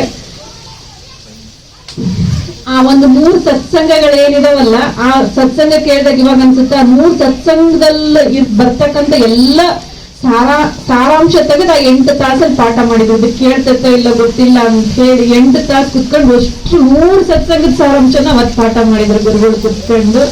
ಆ ಸನ್ನಿಧಿಗೆ ಬಂದ್ರೆ ಸಾಕು, ನಾವು ಏನ್ ಸಾಧನೆ ಮಾಡ್ತೀವೋ ಬಿಡ್ತೀವೋ ಗೊತ್ತಿಲ್ಲ. ಎಷ್ಟು ಆನಂದದಲ್ಲಿತ್ತು ಗುರುಗಳ ಸನ್ನಿಧಿಗೆ ಬರ್ಬೇಕಾದ್ರೆ ಜೀವ ಅಂದ್ರೆ. ಅವಾಗ ಅನಿಸ್ತಿತ್ತು ನನ್ಗೆ, ಈ 3 ವರ್ಷ ಸಾಧನೆ ಮಾಡಿದ್ರು, ತಪಸ್ ಮಾಡಿದ್ರು, ಇಂಥ ಒಂದು ಸ್ಥಿತಿ ನಾವು ಪಡಿಲಿಕ್ಕೆ ಸಾಧ್ಯನ. ಮನೆಗೆ ಹೋದ್ಮೇಲೆ ಗೊತ್ತಾಯ್ತು, ಅಯ್ಯೋ ಇದೆಲ್ಲ ಕಳೆದೋಯ್ತಲ್ಲ, ಯಾಕೋಯ್ತು ಅಂದ್ರೆ ಅವಾಗ ಗುರುಗಳು ಸನ್ನಿಧಿಗೆ ಹೋಗ್ತಾ ಇದ್ವಿ. ಅದು ಇತ್ತು, ದೂರ ಆದಾಗ ಇರಲ್ಲ. ಅಂದ್ರೆ ಆ ಒಂದು ಸನ್ನಿಧಿನೇ, ನಾವು ಧ್ಯಾನ ಇಲ್ಲ ಜಪ ಇಲ್ಲ, ಅವಾಗ ಏನು ಗೊತ್ತಿರ್ಲಿಲ್ಲ ನನ್ಗೆ. ಯಾವ್ದು ಧ್ಯಾನನೂ ಮಾಡ್ತಿರ್ಲಿಲ್ಲ ನಾನು. ಸುಮ್ಮನೆ ಇಲ್ಲಿ ಕುತ್ಕೊಂಡು ಹೋಗ್ತಾ ಇದ್ದೆ. ಅದು ಎಂತ ಒಂದು ಆನಂದದ ಸ್ಥಿತಿ ಅಂದಿತ್ತಂದ್ರೆ ಗುರುಗಳು ಹೇಳ್ತಿದ್ರು, ನಿಜವಾದ ಗುರು ನಾನು ಹೋಗ್ಬೇಕಂತಿದ್ನೆಲ್ಲ ಒಂದೇ ಹಿಂಡ್ಸ್ಕೊಟ್ರು ಅವರು ಗುರುಗಳು. ಒಂದ್ ಮಾತು ಹೇಳಿದ್ರು, ಯಾವಾಗ್ಲೂ ಅದು ಈಗ್ಲೂ ಕಿವಿಯಲ್ಲಿ ಗುಯ್ ಬಿಡ್ತೈತೆ. ಕುಂಡಲಿನಿಯ ತುಳಿದಾತ ಹೆಂಡತಿಗೆ ಒಲಿಯುವನೆ, ಕುಂಡಲಿನಿಯ ತುಳಿದಾತ ಹೆಂಡತಿಗೆ ಒಲಿಯುವನೆ, ಅಖಂಡ ಜ್ಞಾನವನುಂಡಾತ ಮಾಂಸದ ಪಿಂಡ ಕೊಲೆಯುವನೆ, ನಿಜದ ಗುರು ಬಿಡಿಗಾಸನ್ನು ಬಯಸ ಅಂತೇಳಿ ಎಷ್ಟು ಬುದ್ಧಿವಾದ ಹೇಳಿ ಎಷ್ಟು ಇದು ಮಾಡಿ ಜೀವನ ನೆಟ್ಟಿದ್ರು. ಗುರುಗಳು ಸನ್ನಿಧಿಗೆ ಹೋಗಿ ಬಂದ್ರೆ ಸಾಕು, ನಿಮಗೆ ನಂಬಿಕೆ ಇದೆಯೋ ಬಿಟ್ಟೈತೋ ಏನೇ ಇತ್ತೋ ಇಲ್ಲ ಗೊತ್ತಿಲ್ಲ, ಸುಮ್ಮನೆ ಬಂದು ಅವ್ರ ಪಾದದ ಹತ್ರ ಕುತ್ಕೊಂಡು ಹೋದ್ರೆ ಸಾಕು, ನಮ್ಮ ಮನಸ್ಸು ಬುದ್ಧಿ ಎಲ್ಲ ಚೇಂಜ್ ಆಗ್ತವು. ಮತ್ತೆ ಒಂದ್ಸರ್ತಿ ಗುರುಗಳು ನಮ್ಮ ಮನೆಯವ್ರಿಗೆ ಫೋನ್ ಮಾಡಿದ್ರು, ಏನಪ್ಪಾ ಹಿಂಗ ಆಸ್ಪತ್ರೆಗೆ ಹೋಗ್ತೀಯ ಹೋಗು, ಏನ್ ನೀನೇನಾದ್ರು ಗುರುಗಳ ಹತ್ರ ಮಾತಾಡಿದ್ದ ನನ್ ಬಗ್ಗೆ ಹಿಂಗೆ ಡಿವಿಟಿ ಇತ್ತು ಅವ್ರಿಗೆ? ಇಲ್ಲ, ನಾನು ಗುರುಗಳ ಹತ್ರ ನಿನ್ ಬಗ್ಗೆ ಹೆಸರು ತೆಗ್ದಿಲ್ಲ, ನಾನು ಮಾತಾಡಿಲ್ಲ. ಮತ್ತೆ ಅವ್ರಿಗೆ ಹೆಂಗ್ ಗೊತ್ತಾಯ್ತು? ನನ್ಗೇನು ಗೊತ್ತಿಲ್ಲಪ್ಪ, ಅವ್ರ ನಂಬರ್ ಕೊಟ್ಟಿದ್ದೆ ನಾನು ಒಂದ್ಸರಿ, ನಂಬರ್ ಮಾತಾಡಿದ್ರ ಅಂದ್ರೆ ಅವ್ರಿಗೂ ಅವ್ರು ಹೆಂಗ್ ತಿಳ್ಕೊಂಡ್ರೆ ಏನೋ ನನ್ಗೂ ಗೊತ್ತಿಲ್ಲ, ಅವ್ರನ್ನೂ ಎಲ್ಲ ಕಳಿಸ್ಕೊಟ್ಟು. ಅಂದ್ರೆ ಗುರುಗಳು ನಮ್ಮನ್ನ ಅಷ್ಟೇ ಅಲ್ಲ, ಇಡೀ ನಮ್ಮ ಫ್ಯಾಮಿಲಿನೂ ಕೇರ್ ಮಾಡ್ತಾರೆ. ನಮ್ಮ ಮಕ್ಕಳನ್ನ, ನಮ್ಮ ಮನೆಯವ್ರನ್ನ, ನಾವು ಬಂದ್ರೆ ಇಡೀ ಒಂದು ಫ್ಯಾಮಿಲಿನೂ ನಮ್ಮ ಆ ಒಂದು ಆನಂದದ ಹತ್ರ ಕರ್ಕೊಂಡು ಹೋಗ್ತಾರೆ.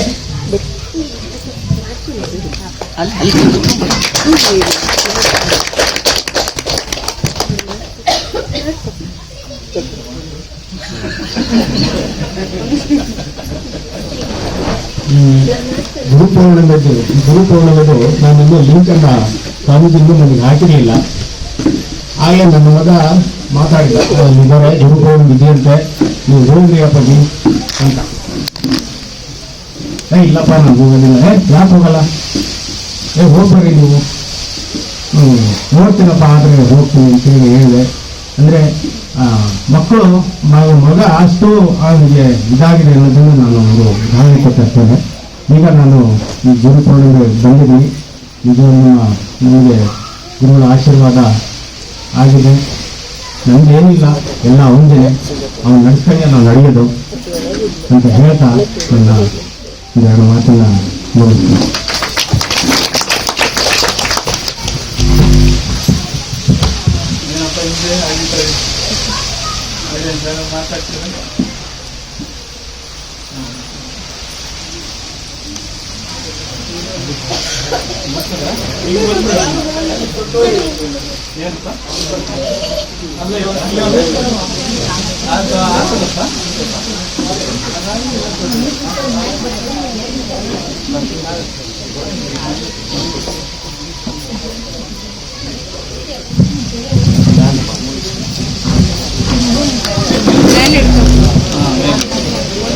ನಮಸ್ತೆ ಗುರುಜಿ, ಎಲ್ರಿಗೂ ನಮಸ್ಕಾರ. ಗುರು ಸಿಗ್ಬೇಕು ಅಂದ್ರೆ ಸುಕೃತ ಮಾಡಿರ್ಬೇಕು. ಅದು ಈ ಜನ್ಮದಲ್ಲ, ಜನ್ಮಾಂತರ ಸುಕೃತ ಮಾಡಿರ್ಬೇಕು. ಈ ಜನ್ಮ ಏನಕ್ಕೆ ಅಂತ ಹೇಳ್ತಾ ಇದ್ರು, ಅದು ಆ ಅನುಭವ ನಂಗೆ ಆಗಿತ್ತು. ಸಾಕಪ್ಪ ನಿಮ್ಗೆ ಜನ್ಮ, ನಿಮ್ಗೆ ಏನು ಬೇಡ ಅಂತ ದಿನಗಳು ಕಳೀತಾ ಐತೆ. ಅವಾಗ ಗುರು ನಾವು ಇನ್ನೊಬ್ಬರಿಗೆ ಬಂದು ಸಿಕ್ಕಿದ್ರು. ಪವಾಡ ಅಂತಂದ್ರೆ ಹೇಳಕ್ ಆಗ್ದಿದಷ್ಟು ಪುಟಗಳು ಸಾಲಲ್ಲ ಬರೆಯೋದಕ್ಕೆ ನಿಂತ್ಕೊಂಡ್ರೆ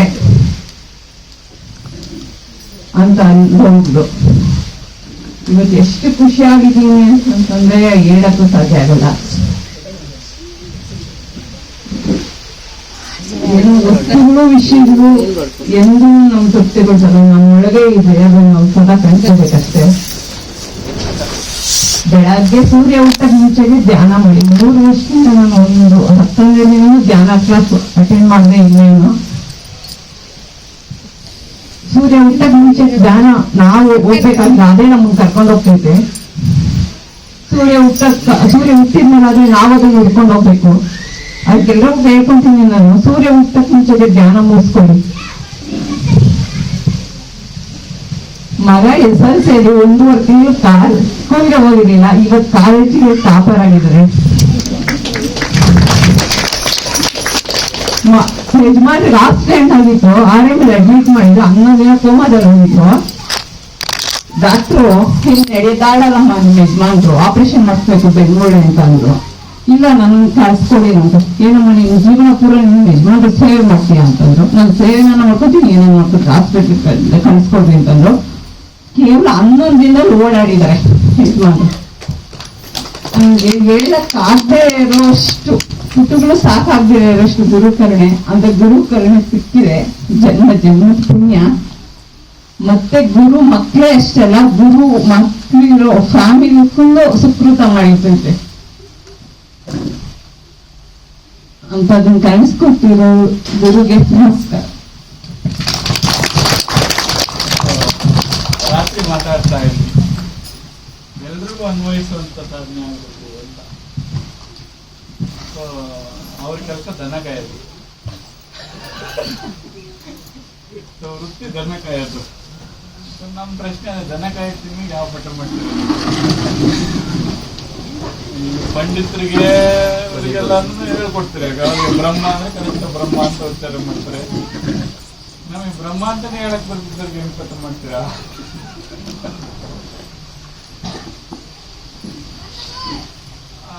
ಆಕೆ ಬರ್ದಿಟ್ಲ ಹೆಂಗ ಗೊತ್ತಿಲ್ಲ, ಆಶು ಕವಿತ್ವ ಬಂದ್ಬಿಟ್ಟಿತ್ತು. ಏನು ಪುರುಷ ಹಂಗೆ ಕವಿತೆಗಳು ತಾನೇ ಬರಬೇಕು.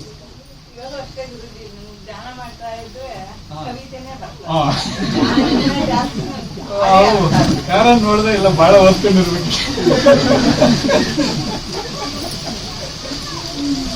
ಹಾಗೆ ಇವೆಲ್ಲ ನೋಡಿದಾಗ ಅವಾಗ ಗುರು ಮಹಿಮೆ. ಅವಾಗ ಹೇಳ್ತಾರೆ ಬ್ರಹ್ಮ ಏನೋ ಬರ್ಕಳ್ತಿರ್ತಾನಂತೆ. ಅವಾಗ ಗುರು ನೋಡಿ ಅದೇನು ಸರಿಯಾಗಿ ಬರ್ತಿಲ್ಲ, ಬಾರ ಇಲ್ಲಿ ಅಳಿಸಿ ಮರುಬರಹ ಬರೆಯುವುದು ಗುರುವು ಅಂತ. ಅದಕ್ಕೆ ಇನ್ನೊಂದು ಎಕ್ಸಾಂಪಲ್ ಬೇಕು ನೋಡ್ಬೇಕು. ಇರಲಿ, ನಾನು ಸ್ವಲ್ಪ ಇಂಟ್ರೊಡಕ್ಷನ್ ಕೊಟ್ಬಿಡ್ತೀನಿ. ಆಕೆ ಹುಟ್ಟ ಡೌನ್ ಸಿಂಡ್ರೋಮ್, ಅಂದ್ರೆ ಒಂದು ಕ್ರೋಮೋಸೋಮ್ ಮಿಸ್ ಇರುತ್ತೆ. ಅವರು ಸಾಮಾನ್ಯವಾಗಿ ಯೋಚನೆ ಮಾಡೋಕ್ಕಾಗಲ್ಲ, ಮಾತಾಡೋಕ್ಕಾಗಲ್ಲ. ಸಾಮಾನ್ಯವಾಗಿ ಎಲ್ರಿಗೂ ಕಾಣಿಸೋದು ಬುದ್ಧಿ ಮಾಂದ್ರಿರ್ತಾರೆ ಕಾಣಿಸೋದು. ಒಂದು ಕ್ರೋಮೋಸೋಮ್ ಕಡಿಮೆ ಇರುತ್ತೆ.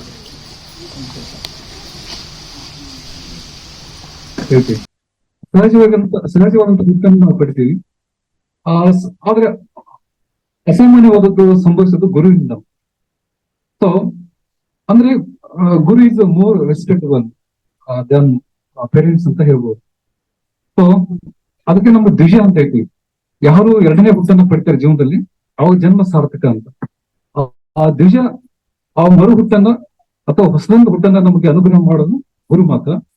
ಸೊ ಅದ ಗುರುವಿಂದನೇ ಎಲ್ಲರೂ ಗತಿಸಕ್ಕೆ ಸಾಧ್ಯ. ಆ ನಿಟ್ಟಿನಲ್ಲಿ ಪೂಜ್ಯ ಗುರುಜಿ ಅವರು ನಮ್ಮನ್ನ ಕೈ ಹಿಡಿದು ಮುನ್ನಡೆಸಲಿ ಅಂತ ನಾನು ಅವರಲ್ಲಿ ಪ್ರಾರ್ಥಿಸ್ತಾ ಎಲ್ಲರಿಗೂ ವಂಚಿಸ್ತಾ ನನ್ನ ಮತಗಳನ್ನು ಮುಗಿಸ್ತೇನೆ.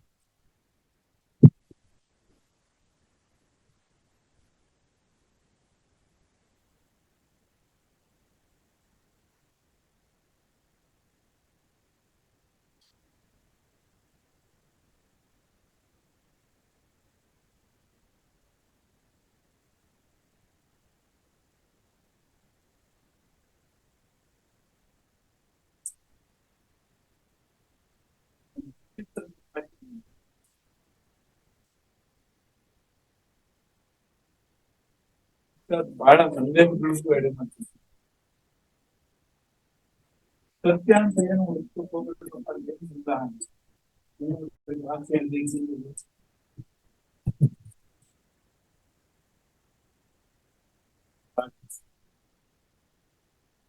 ಸಾಕಷ್ಟು ಸರಿ ಪಾಪ ಹನುಮಾನ್ ಏನ್ ಮಾಡ್ಕೊಡ್ತಾರೆ.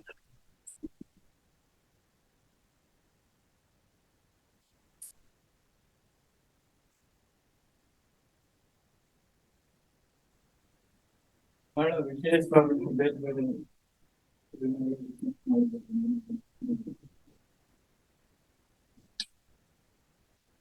ಒಬ್ಬರಿಗೆ ಹೇಳ್ಕೊಳಕ್ಕಾಗಿ ಒಂದು ವಿಶೇಷವಾದ ಸಾಕ್ಷಾತ್ಕಾರ ಸಂತೋಷ ಆಯ್ತು. ಎಷ್ಟು ಸಮಯ ಆಯ್ತು? ಮಳೆ ನಿಂತ ಮೇಲೆ ನೋಡಿ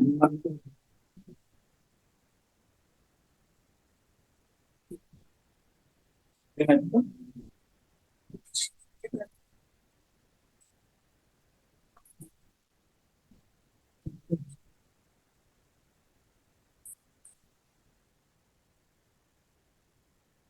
ಯಾರನ್ನ ಮಾತಾಡೋದಿಲ್ಲ ಸರ್?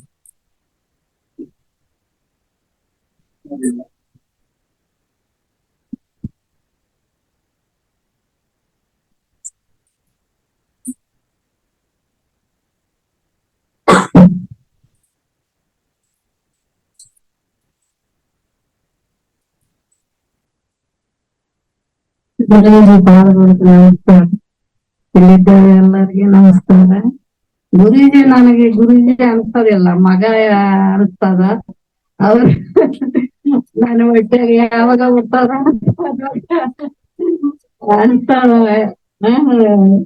ನಮ್ಮ ಯಜಮಾನ್ರು ಭಗವಂತ ಮುಂಚಾಗ ನಮ್ಮ ಯಜಮಾನ್ ನಮಸ್ಕಾರ ಮಾಡಿ ಹಿಂದಗಡೆಗೆ ಭಗವಂತ ಅಂತ ನಮ್ಮ ಯಜಮಾನ್ರು. ಮಕ್ಕಳನ್ನು ಅಷ್ಟೇ, ಪುತ್ರನು ಅಷ್ಟೇ, ಮೊಮ್ಮಕ್ಳೆಲ್ಲ. ಆ ಗುರುಜಿ ಭಾಷೆ ಆಗ ಮುಂಚಾಗ ನನ್ಗೆ ಕನ್ನಡ ಬರುತ್ತೆ, ಈಗ ಮಾತಾಡಕ್ಕೆ ಬರ ಕ್ಷಮಿಸಿದೆ. ದ್ವೇಷ, ಕೋಪ ಎಲ್ಲ ಇತ್ತು ನನಗ.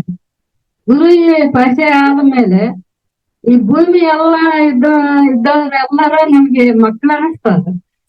ಯಾವ ವಯಸ್ಸು ಅವರಾಗಲಿ, ಸಣ್ಣವರಾಗಲಿ, ಮುದಿಯವರಾಗಲಿ, ದೊಡ್ಡವರು ಯಾರ್ ನೋಡಿದ್ರೇನು ಮಕ್ಕಳು ನನ್ಗೆ ಮಕ್ಳು ಅನಿಸ್ತದ. ಬೇರೆ ಏನು ಅನ್ಸಲಿಲ್ಲ. ನಾವು ಸತ್ತ ಮೇಲೆ ಎಲ್ಲಿಗೆ ಹೋದ್ರು ಏನೋ ಗೊತ್ತಿಲ್ಲ. ಈಗ ಇದ್ದ ಮೇಲೆನೆ ನಾವು ಎಲ್ಲ ನಮ್ ಜನ್ಮ ಎಲ್ಲ ಸಹಾಯ ನಾವ್ ಕೈಲಾದಷ್ಟು ಏನ್ ಮಾಡ್ಬೇಕು, ಎಲ್ಲ ಚಲೋದ್ ಮಾಡ್ಬೇಕು ಅನ್ಸ್ತದ ಮನ್ಸಿಗೆ. ಗುರೂಜಿನ ನೋಡಿದ್ರೆ ನಾವು ಸಣ್ಣಗೆ ಗುರೂಜಿ ತಣ್ಣಗೆ ಇರ್ಬೇಕು, ಯಾವಾಗ್ಲೂ ತಣ್ಣಗೆ ಇರ್ಬೇಕು ಅನ್ಸ್ತಾರ. ಅವ್ರನ್ನ ಎಲ್ಲಿಗಾನು ಹೋದ್ರೆ ಗುರೂಜಿ ಮಾತಾಡಕ ನನಗೆ ಸ್ವಲ್ಪ ಏನ್ ಅನ್ಕಂತಾರ ಸಂಕೋಚ ಇರ್ತದ. ಮಾತಾಡ್ಸ್ಬೇಕಂತ ಮನ್ಸಿನಾಗ ಇರ್ತದ. ಗುರೂಜಿ ಗುರೂಜಿ ಮಾತಾಡ್ಸ್ಬೇಕಂತ ಮನ್ಸಿನಾಗ ಗಟ್ಟಿಯಾಗ ಅನ್ಕಂತೀನಿ. ಅದ್ ಸಂಕೋಚ ಬರ್ತದ ನನ್ಗೆ. ಎಲ್ಲಿ ಯಾವ ಹೊರಗಡೆ ಹೋಗಿ ಮನೇನು ಕೆಲಸ, ಹೊಲದಲ್ಲಿ ತೋಟದಲ್ಲಿ ಕೆಲಸ, ಮನೆ ಕೆಲಸ ಅಷ್ಟೇ. ನಾನು ಬಹಳ ಓದಿಲ್ಲ, 2ನೇ ಕ್ಲಾಸ್ ಓದಿಲ್ಲ, ಬಹಳ ಓದಿಲ್ಲ. ಹಂಗಾಗಿ ಮಾತಾಡಕ ಸಂಕೋಚ ಜಾಸ್ತಿ, ಮಾತಾಡೋನ್ಗೂ ಸರಿಗ ಬರೋದಿಲ್ಲ. ಆದ್ರೆ ಗುರೂಜಿ ಹೆಂಗಿದಾರ ಅನ್ಸ್ತದ ಮನ್ಸು. ಎಲ್ಲಿಗಾನು ಹೋದ್ರೆ ಬರತನ ಹಂಗೆ ಅನ್ಸ್ತದ. ಗುರೂಜಿ ಪರಿಚಯ ಆದ್ಮೇಲೆ ನಾನು ಬಹಳ ಮತ್ತೆ ಜನ್ಮ ಹುಟ್ಟಿದಂಗ ಅಂತ. ಮುಂಚೆಕ ರಾಕ್ಷಸಿ ಇದ್ದಂಗ, ರಾಕ್ಷಸಿ ಹಂಗಿದ್ದೀನಿ. ಗುರೂಜಿ ಪರಿಚಯ ಆದ್ಮೇಲೆ ನನಗೆ ಎಲ್ಲ ಭೂಮಿ ಮೇಲೆ ದೇವರೆಲ್ಲರೂ ದೇವರ ಅನ್ಸ್ತಾರ. ಎಷ್ಟು ಶತ್ರು ಅನ್ನೋದೇ ಅರ್ಥ ಎಲ್ಲೇ ಇಲ್ಲ. ಎಲ್ಲಾರನು ಪ್ರೇಮಾಗಿ ನೋಡ್ಕೋಬೇಕು, ಎಲ್ಲಾರನು ಬೇಸ್ ನೋಡ್ಕೋಬೇಕು. ಎಲ್ಲಾರಿಗೆ ನಾವು ಇನ್ನ ಏನ್ ಮಾಡ್ಬೇಕಂತದ. ಏನನ್ನ ತಪ್ಪಿದ್ರೆ ಕ್ಷಮಿಸ್ತಾರೆ.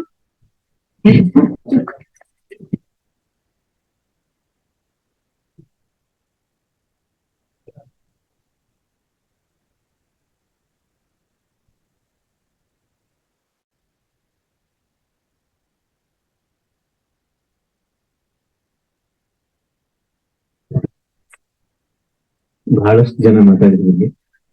ಅದ್ರಲ್ಲಿ 2 ಬಹಳ ಹೃದಯದ ಒಳಗೆ ಮುಳುಗೋಗ್ಬಿಟ್ಟು, ನಾವು ನನ್ನನ್ನು ಸೇರಿ ಎಲ್ರು ಲಾಜಿಕಲ್ಲಿ ಏನೋ ಮಾತಾಡಿದ್ವಿ.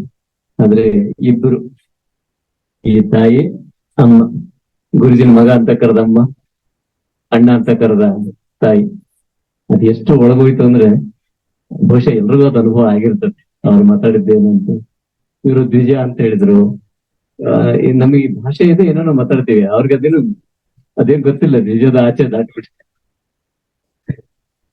ಎಲ್ರು ಅವ್ರವ್ರ ಅನುಭವ ಕೆಲವು ಹೇಳ್ಕೊಂಡ್ರು. ಪವಾಡ ಇದು ಅಂತ ಹೇಳಿ ಇವು ನಿತ್ಯ ನಮ್ಮಲ್ಲಿ ಘಟಿಸ್ತಾನೆ ಇರ್ತದೆ. ಎಷ್ಟಂತ ಹೇಳ್ಕೊಳ್ದು. ಯಾಕಂದ್ರೆ ಪೇಷಂಟ್ ಜೊತೆ ಒಡನಾಡೋದು ಅಂದ್ರೆ ಕೆಟ್ಟದ ಜೊತೆಗೆ ಒಡನಾಡೋದಲ್ಲ, ಕೆಟ್ಟೋಗಿದೆ ಅಂತ ಇಲ್ಲಿ ಬಂದಿರ್ತಾರೆ. ಅಲ್ಲಿ ಗುರುಜಿ ಕರೋನಾ ಟೈಮಲ್ಲಿ ಬಹಳ, ನಿಮ್ಗೆ ಎಷ್ಟು ಸಂಪರ್ಕ ಇರ್ತಾರೆ ಗೊತ್ತಿಲ್ಲ, ನಂಗೆ ಮಧ್ಯರಾತ್ರಿ ಮಾತಾಡ್ತಿರ್ತಾರೆ. 12 ಗಂಟೆ ಆಗಿರ್ತದೆ, 1 ಗಂಟೆ ಆಗಿರ್ತದೆ, ಮಾತಾಡ್ತಿರ್ತಾರೆ. ನನ್ ಭಾಗ್ಯ ಅದು ಏನು ಹೇಳುವಾಗ ಅದೇನೋ ಒಂದು ಔಷಧಿಗೆ ಈ ಔಷಧಿ ಎಲ್ಲ ಕೆಲಸ ಮಾಡೋದು ಅಂತ ನಂಗೆ ಅರ್ಥ ಆಗಿಬಿಟ್ಟಿದೆ ಸ್ಪಷ್ಟವಾಗಿ. ಬಹಳ ಹೆಸರಾಗಿದೆ ಡಾಕ್ಟರ್ದು, ನನ್ಕಂಡ್ ಡಾಕ್ಟರ್. ಆದ್ರೆ ಔಷಧಿ ಕೆಲಸ ಮಾಡಲ್ಲ ಅಂತ ಸ್ಪಷ್ಟವಾಗಿ ಗೊತ್ತಾಗ್ಬಿಟ್ಟಿರೋದು. ಕೆಲಸ ಮಾಡೋದು ಬೇರೆ ಇದೆ ಅಂತ. ಪ್ರತಿ ಔಷಧಿನೂ ಅದು ಗುರು ಅದನ್ನ ಡಿಫೈನ್ ಮಾಡ್ತಾನೆ, ಹೋಗಿದೆ ಕೆಲಸ ಮಾಡು ಅಂತ. ನೀನ್ ಏನಾದ್ರು ಕೊಡು, ಮಣ್ಣು ಕೊಡು, ಪುಡಿ ಕೊಡು, ಈ ಹಣ್ಣು ಕೊಡು, ಏನಾದ್ರು ಕೊಡು, ಗುರು ಡಿಫೈನ್ ಮಾಡಿರ್ತಾನೆ ಹೋಗಿ ಕೆಲಸ ಮಾಡು ಅಂತ. ಅದು ಕೆಲಸ ಮಾಡ್ತದ ಅಷ್ಟೇ. ಅದೊಂದು ಗುರು ವಾಕ್ಯ, ಗುರು ಸನ್ನಿಧಿ ಏನೆಲ್ಲ ಒಳಗಡೆ ಬದಲಾವಣೆ ಮಾಡ್ತದೋ ಅಂಥದ್ದು ಒಂದು ದಾರಿ ಅಷ್ಟೇ. ಒಬ್ಬರು ತೀರ್ಥ ಕೊಡ್ತಾರೋ, ಗುರುಮಂತ್ರ ಕೊಡ್ತಾರೆ, ನಾನು ಔಷಧಿ ಕೊಡ್ತೀನಿ, ಅದು ಗುರು ಮುಟ್ಟಿರ್ತದೆ, ಅದು ಮುಂದೆ ಹೋಗ್ತದೆ ಅಷ್ಟೇನೆ. ಇದ್ರ ದೊಡ್ಡದಕ್ಕೆ ಏನಿಲ್ಲ ಅಂತ. ಅಂಥದ್ದು ಪ್ರತಿದಿನ ಪ್ರತಿ ಘಟನೆಗಳು ಒಂದೊಂದು 1000 ರೋಗಿ ಇರ್ಬೋದು ನಮ್ಮ ಹತ್ರ. ಇನ್ನೊಂದ್ 2 ದಿನ 3 ದಿನ ಬದುಕ್ತಾರೆ, ಸಾಯಲ್ಲ, ಸತ್ತೋಗ್ತಾರೆ ಅಂತ ಹೇಳಿದಂತ 1000ಕ್ಕಿಂತ ಹೆಚ್ಚಿರ್ಬೋದು ಬಹುಶಃ. ಅವಾಗೆಲ್ಲವೂ ನಕ್ಕೊಂಡು ಆನಂದವಾಗಿದ್ದಾವೆ. ಅದು ಎದಕ್ ಹಂಗಿದ್ದಾರೆ ಅಂತ ಅದು ಅವ್ರಿಗೂ ಬಹುಶಃ ಗೊತ್ತಿರ್ಲಿಕ್ಕಿಲ್ಲ. ಅದು ನಮಗ್ ಗೊತ್ತಿರ್ತದೆ ಯಾಕೆ ಹಿಂಗಿದೆ ಅಂತ ಹೇಳಿ. ಇಂತ ಬಹಳ ಆನಂದ ಆಯ್ತು. ಇದು ನಿಜವಾದ ಅನುಭವ. ಏನು ಶಬ್ದಗಳಿಲ್ಲ. ನಮ್ಮ ಎಲ್ಲನ್ನು ಕಲ್ತದ್ದನ್ನೆಲ್ಲ ಮರ್ತು ಯಾವಾಗ ಹಂಗಾಕಿವು ಅಂತ ನನ್ನ ಭಾವನೆ ಅಷ್ಟೇ. ಅದೇ ದೊಡ್ಡ ಭಾಗ್ಯ ನಿಜವಾಗ್ಲು. ಎಲ್ರಿಗೂ ನಮಸ್ತೆ.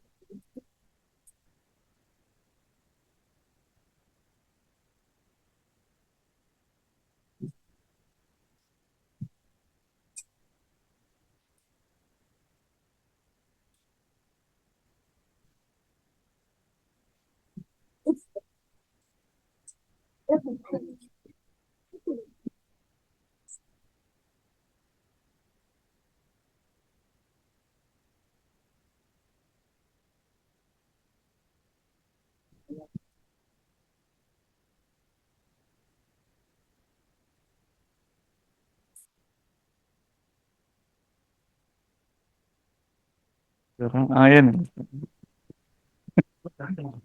ಏನಪ್ಪ?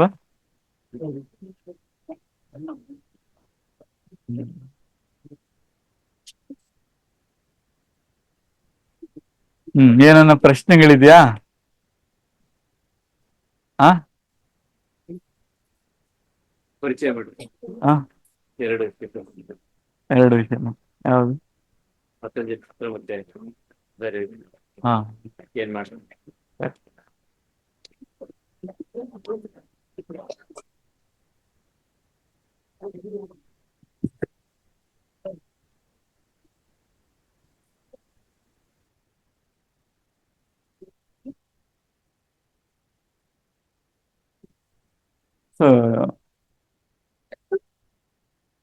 ಡಾಕ್ಟರ್ ಕೇಳ್ತಾ ಇದ್ರು, ಅವೆರಡರ ಪರಿಚಯ ಸ್ವಲ್ಪ ಪ್ರಸ್ತಾವನೆ ಕೊಡ್ರಿ ಅಂತ. ಒಂದು ಪಾತಂಜಲ ಸೂತ್ರದ, ಇನ್ನೊಂದು ವಿಜ್ಞಾನ ಭೈರವ ತಂತ್ರ.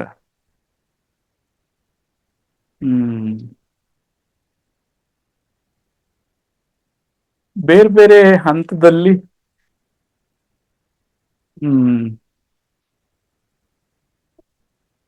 ಜೀವಿಗೆ ಬರುವಂತ ಪ್ರಶ್ನೆ ಮತ್ತೆ ಸೃಷ್ಟಿಲಿ ನಡೀತಾ ಇರುವಂತ ಘಟನೆ, ಇದ್ರ ಬಗ್ಗೆ ಎಲ್ಲ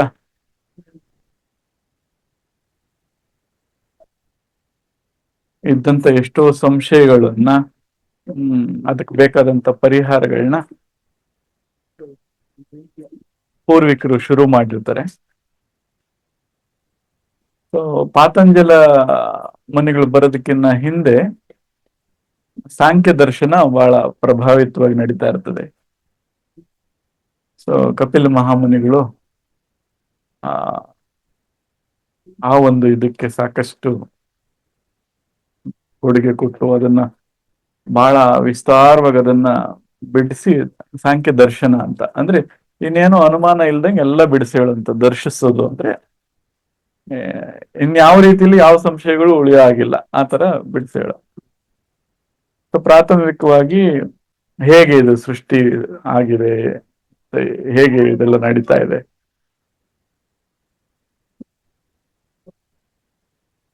ಮೊದಲ ವಿಭಜನೆ. ಸೊ ಪ್ರಕೃತಿಯನ್ನ 25 ಅಂಶಗಳಾಗಿ ವಿಭಜಿಸಿ ಪಂಚೀಕರಣ ಮಾಡಿ ಹೇಗೆಲ್ಲ ಕೆಲಸ ಮಾಡ್ತಾ ಇದೆ, ಕಾರ್ಯಕಾರಣ ಸಂಬಂಧಗಳು, ಕಾರ್ಯಕ್ಕೆ ಕಾರಣ ಹೇಗೆ ಅದರಿಂದ ಇದೆ ಅನ್ನೋದನ್ನೆಲ್ಲ ಬಿಡಿಸಿ ಒಂದು ಆಳವಾದ ಫೌಂಡೇಶನ್ ಹಾಕೊಡ್ತಾರೆ. ಪಾತಂಜಲರು ಬರೋದಕ್ಕಿಂತ ಮುಂಚೆ ಇದ್ದಂತ ಕಪಿಲ ಮಹಾಮುನಿಗಳು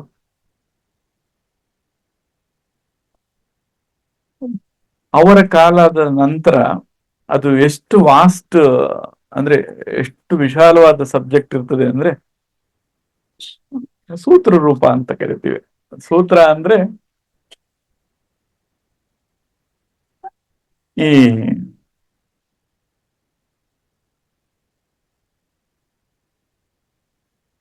ಒಂದು ಸಣ್ಣ ವಾಕ್ಯ, ಈಗೇನದು ಎಲ್ಲರೂ ಪಾಪ ಸ್ವಲ್ಪ ಇದು ಓದ್ಕೊಂಡವ್ರು ಇದ್ದೀರಾ, ಏನದು ವಿಜ್ಞಾನ ಓದ್ಕೊಂಡವ್ರು. E = mc² ಅಂತ ಒಂದು ಸೂತ್ರ, ಅಂದ್ರೆ ಶಕ್ತಿ E ಅನ್ನೋದು ಏನಕ್ಕೆ ಈಕ್ವಲ್ ಆಗಿದೆ, ಅದು mc², ಮಾಸ್ ಮತ್ತೆ ಬೆಳಕಿನ ವೇಗ ಏನಿದೆ ಅದ್ರ ವರ್ಗ. ಸೊ ಇದು ಅರ್ಥ ಇಷ್ಟು ಬಹಳ ಸರಳ ಸೂತ್ರ ಇದು. ಏನದು 3 ಅಕ್ಷರ ಅಷ್ಟೇ.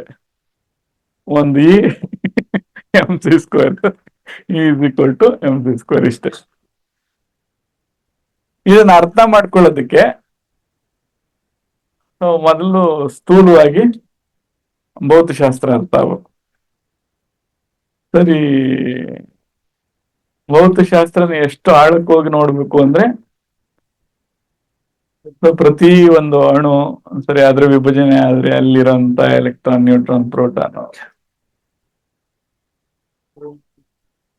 ಆಗ ಆ ಅಣುಗಿರುವಂತ ತೂಕ, ಸರಿ ಅಣುಗಳು ವಿಭಜನೆ ಆದಾಗ ಅಥವಾ ಸಂಯೋಜನೆ ಆದಾಗ ಆಗುವಂತ ಅದರ ದ್ರವ್ಯದ ತೂಕದಲ್ಲಿ ವ್ಯತ್ಯಾಸ ಏನಿದೆ.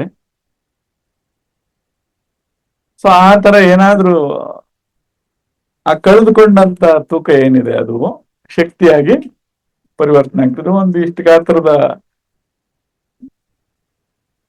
ವಸ್ತು ಕಾಣೆ ಆದ್ರೆ ಬಹುಶಃ ನಮ್ಮ ಇಡೀ ಜಿಲ್ಲೆ ಇಲ್ದಂಗ್ ಮಾಡ್ಬೋದು, ಅಷ್ಟು ನಾಶ ಮಾಡ್ಬೋದು. ಒಂದಿಷ್ಟು ಗಾತ್ರದ ಇಷ್ಟೇ ಗಾತ್ರದ ವಸ್ತು ಸಾಕು ಅದು ಕಾಣೆ ಆದ್ರೆ. ಅದು ನಿಜವಾಗ್ಲೂ ಶಕ್ತಿ ಮಾಡಿದ್ರೆ. ಮತ್ತೆ ನೀವೆಲ್ಲ ಯಾರು? ಬರೀ ಇಷ್ಟು ಗಾತ್ರದ್ದೇ ಇಡೀ ಜಿಲ್ಲೆ ನಾಶ ಮಾಡಬಹುದು ಅಂದ್ರೆ ಈ ಅವತಾರ ಎಷ್ಟು ತೂಕನ ಹೊತ್ಕೊಂಡದು. ಹೆಂಗಾದ್ರೆ ಏನ್ ನಾವೆಲ್ಲ ಸಾಕ್ಷಾತ್ ಶಕ್ತಿ ಸ್ವರೂಪರಲ್ಲ. ಈ ಶಕ್ತಿ ಸ್ವರೂಪ ಅರ್ಥ ಆಗ್ಬೇಕು ಅಂದ್ರೆ ಅಷ್ಟು ಆಳಕ್ಕೆ ವಿಜ್ಞಾನ ಅರ್ಥ ಆದ್ರೆ ಏನಪ್ಪಾ ಅವಾಗ ಆ ಸೂತ್ರ ಏನು ಅಂತ ಅರ್ಥ ಆಗ್ತದೆ. ಅಂದ್ರೆ ಪೂರ್ತಿಯಾಗಿ ಅಟಾಮಿಕ್ ಫಿಸಿಕ್ಸ್ ಅರ್ಥ ಆದ್ರೆ ಅದು ಏನ್ ಹೇಳ್ತಾವ್ರಿ mc² ಅಂತ ಅರ್ಥ ಆಗ್ತದೆ. ಅದೇ ತರ ಶಾಸ್ತ್ರಕಾರರದೆಲ್ಲಾನು ಇದೇ ತರ ಇದೆ.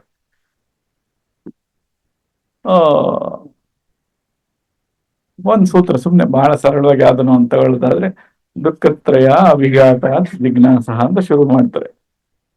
ಯಾರಿಗೆ ಸಮಸ್ಯೆಗಳು ಬರ್ತವೋ, ಅದು ಸಮಸ್ಯೆ ಬರೋದು ಅಂತ ಬರೆಯಲ್ಲ, ಬಹಳ ಶುದ್ಧ ಪದಗಳು, ಬಹಳ ಬ್ಯೂಟಿಫುಲ್. ದುಃಖತ್ರಯ ಅಭಿಘಾತ ಅಂದ್ರೆ 3 ಕಡೆಗಳಿಂದ ಜಾಡಿಸ್ಬೇಕು. ಜಾಡಿಸೋದಂದ್ರೆ ಈಗ ಹೆಂಗ್ ಬಾಂಬ್ ಅಪ್ಪಳಿಸ್ತವ ಹಂಗ ಬಂದು ಅಪ್ಪಳಿಸಿದ್ರೆ ಅವಾಗ ಪ್ರಶ್ನೆ ಶುರುವಾಗ್ತದಂತೆ, ಯಾಕೆ ನನಗೆ ಹಿಂಗ ಆತ ಅದೇ, ಯಾಕೆ ನನಗೆ ಹಿಂಗ ಆತ ಅದೇ, ಬೇರೆಲ್ಲ ಚೆನ್ನಾಗಿ ಬರಲ್ಲ. ಅವು ತಾಪಗಳು ಅಂತ ಕರೀತಾರೆ. ನಿಜವಾದ ರೋಗ ಅಂದ್ರೆ ಅವು 3 ತಾಪತ್ರಯ ಅಂತ ಅವಕ್ಕೆ ಹೆಸರು. ಅತಿ ಭೌತಿಕ, ಅತಿ ದೈವಿಕ, ಅತಿ ಆತ್ಮಿಕ ಅಂತ 3.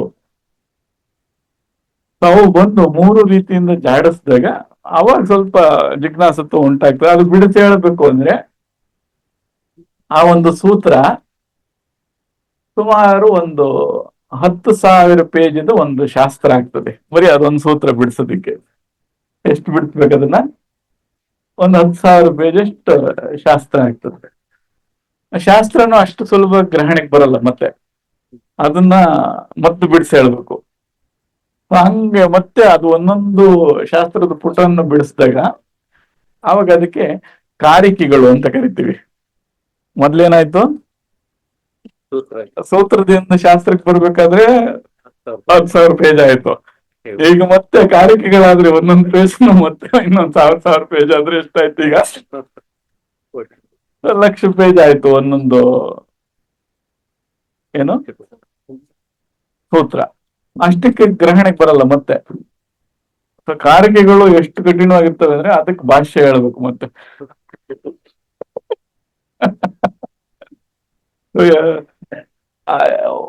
ಸಿಮಿಲಾರಿಟೀಸ್ ಅಂದ್ರೆ ಹೋಲಿಕೆಗಳನ್ನ ತಂದು ಅಲ್ಲಿ ಹೇಳ್ತಾ ಇರೋದು ಇಲ್ಲಿ ಹೇಳ್ತಾ ಇರೋದು ಇದೆರಡು ಹೋಲಿಕೆ ಆಗ್ತಾ ಇದೆ. ಸೊ ಅದರಿಂದ ಈ ಅರ್ಥದಲ್ಲಿ ಇದನ್ನ ಹೇಳಿದ್ದಾರೆ ಅಂತ ಹೇಳ್ಬೇಕು. ದುರದೃಷ್ಟಕ್ಕೆ ಭಾಷ್ಯನೂ ಅರ್ಥ ಆಗಂಗಿಲ್ಲ. ಆ ಭಾಷೆನೇ ಯಾರನ್ನ ಜೀವಂತವಾಗಿರೋ ಬಿಡಿಸಿ ಹೇಳಿದ್ರೆ ಅರ್ಥ ಆಗತ್ತ. ಅಷ್ಟು ಕೆಲಸ ಮಾಡಿಟ್ಟು ಹೋಗ್ಬಿಟ್ರು, ಬರೀ ಅಷ್ಟು ಸೂತ್ರ ಇಟ್ಟು ಹೋಗ್ಬಿಟ್ರು. ಈಗ ಏನಾಗೋಯ್ತು, ಆಗಿನ ಸಾಧಕರಿಗೆ ಇದನ್ನ ಬಿಡಿಸೋದೇ ಕಾರ್ಯ ಆಗೋಯ್ತು. ಏನ್ ಕೆಲಸ ಆಯ್ತು?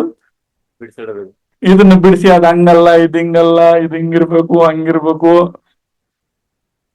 ಆ ಸೂತ್ರದಲ್ಲಿ ಇದ್ದಂತ ಎಸೆನ್ಸ್ ಅನ್ನ ಅನುಭವಿಸೋದ್ ಬಿಟ್ಟು ಈಗ ಬರೀ ಡಿಸ್ಕಷನ್ ಆಗೋಯ್ತು.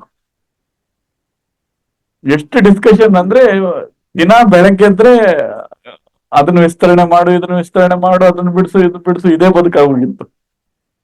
ಪುಣ್ಯಾತ್ಮರು ಪಾತಂಜಲರು ಆ ಕಾಲಕ್ಕೆ, ಆ ಕಾಲಘಟ್ಟದಲ್ಲಿ ಜನಿಸ್ತಾರೆ.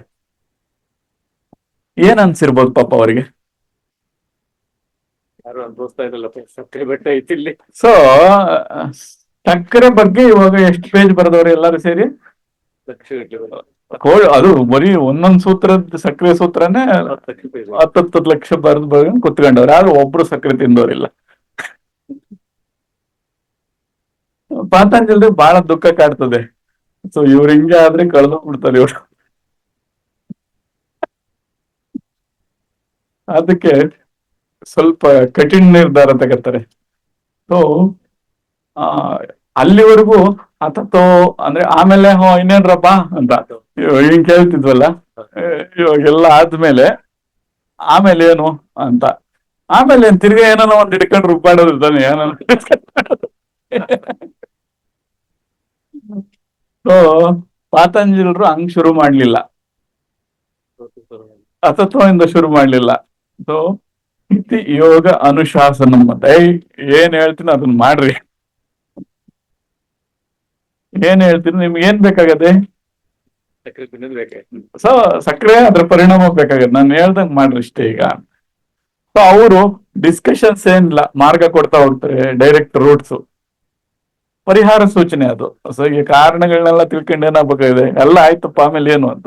ಈಗ ರೋಗದ ಬಗ್ಗೆ ಎಲ್ಲ ಗೊತ್ತಾಗೋಯ್ತ್ರಿ ನಮ್ಗೆ, ಹೆಂಗ್ ಉತ್ಪತ್ತಿ ಆಗ್ತದೆ, ಏನಾಗ್ತದೆ ಎಲ್ಲ ಆಯ್ತು, ಇವಾಗ ಏನು ಅಂತ, ಮುಂದೇನು ಇವಾಗ ಪರಿಹಾರ ಬೇಕಲ್ಲ. ಸೊ ಅವರು ಬರೀ ಪರಿಹಾರಗಳ ಬಗ್ಗೆ ಮಾತ್ರ ಕಾನ್ಸಂಟ್ರೇಟ್ ಮಾಡ್ತಾರೆ.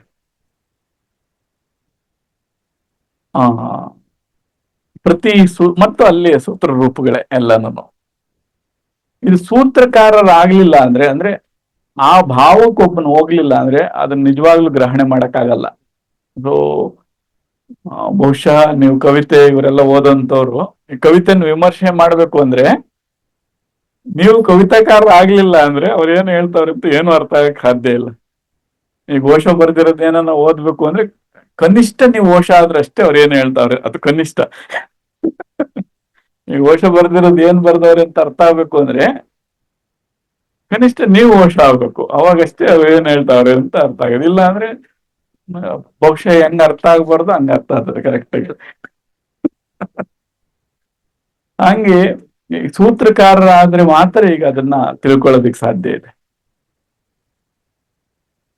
ಸೊ ಅಂತ ಒಂದು ಸಾಧ್ಯತೆಗಳ ಕಡೆಗೆ ಎಲ್ಲ ಜೀವಂತ ಗುರುಗಳು ಕೆಲಸ ಮಾಡಿದ್ದಾರೆ. ಸೊ ಪ್ರತಿಯೊಬ್ಬರು ಯಾಕೆಂದ್ರೆ ಅದು ನೋಡಿದ್ರೆ ಅಷ್ಟು ಅದ್ಭುತ. ಇನ್ನ ಪರಾಕಾಷ್ಠೆ ಅಂತ ಕರಿತೀವಿ ಇವಾಗ ಎಲ್ಲಾದ್ರಲ್ಲೂ ಒಂದೊಂದ್ರಲ್ಲಿ, ಇನ್ನೇನು ಹೇಳೋದಿರಲ್ಲಪ್ಪ ಅಂತ. ಈಗ ಅದನ್ನ ಹೆಂಗ್ ಹೇಳ್ಬೇಕು ಅದನ್ನ ಕರೆಕ್ಟ್ ಬಿಡಿಸೇಳ್ಬೇಕು ಹೊರತು ಅದ್ ಹಂಗಲ್ಲ ಅಂತ ಹೇಳಂಗಿಲ್ಲ. ಅಲ್ಲಿ ಪರಾಕಾಷ್ಠೆ, ಯೋಗದಲ್ಲಿ ಇದು ಪರಾಕಾಷ್ಠೆ ಇದೆ. ಹಾಗಾಗಿ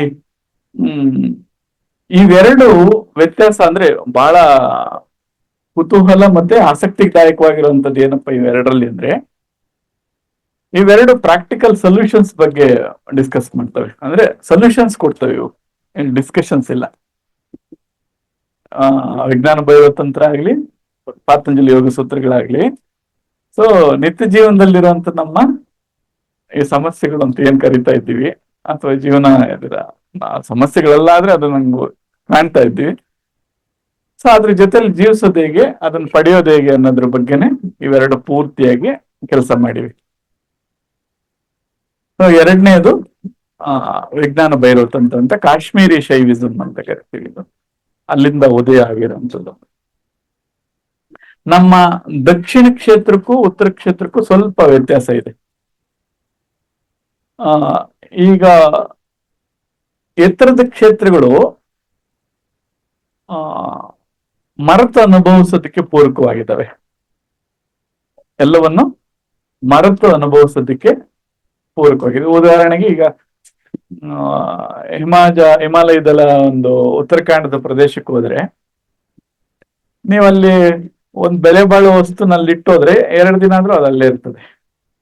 ಬಹಳ ಬೆಲೆ ಬಾಳೋದೇನೇ ಇಟ್ರು ಮತ್ತೆ ಬಂದ್ರು ಅದಲ್ಲೇ ಇರ್ತದೆ, ಅಥವಾ ಕೇಳ್ತಾರೆ ನಿಮ್ದ ಇದು ತಗೊಳ್ರಿ ಅಂತ.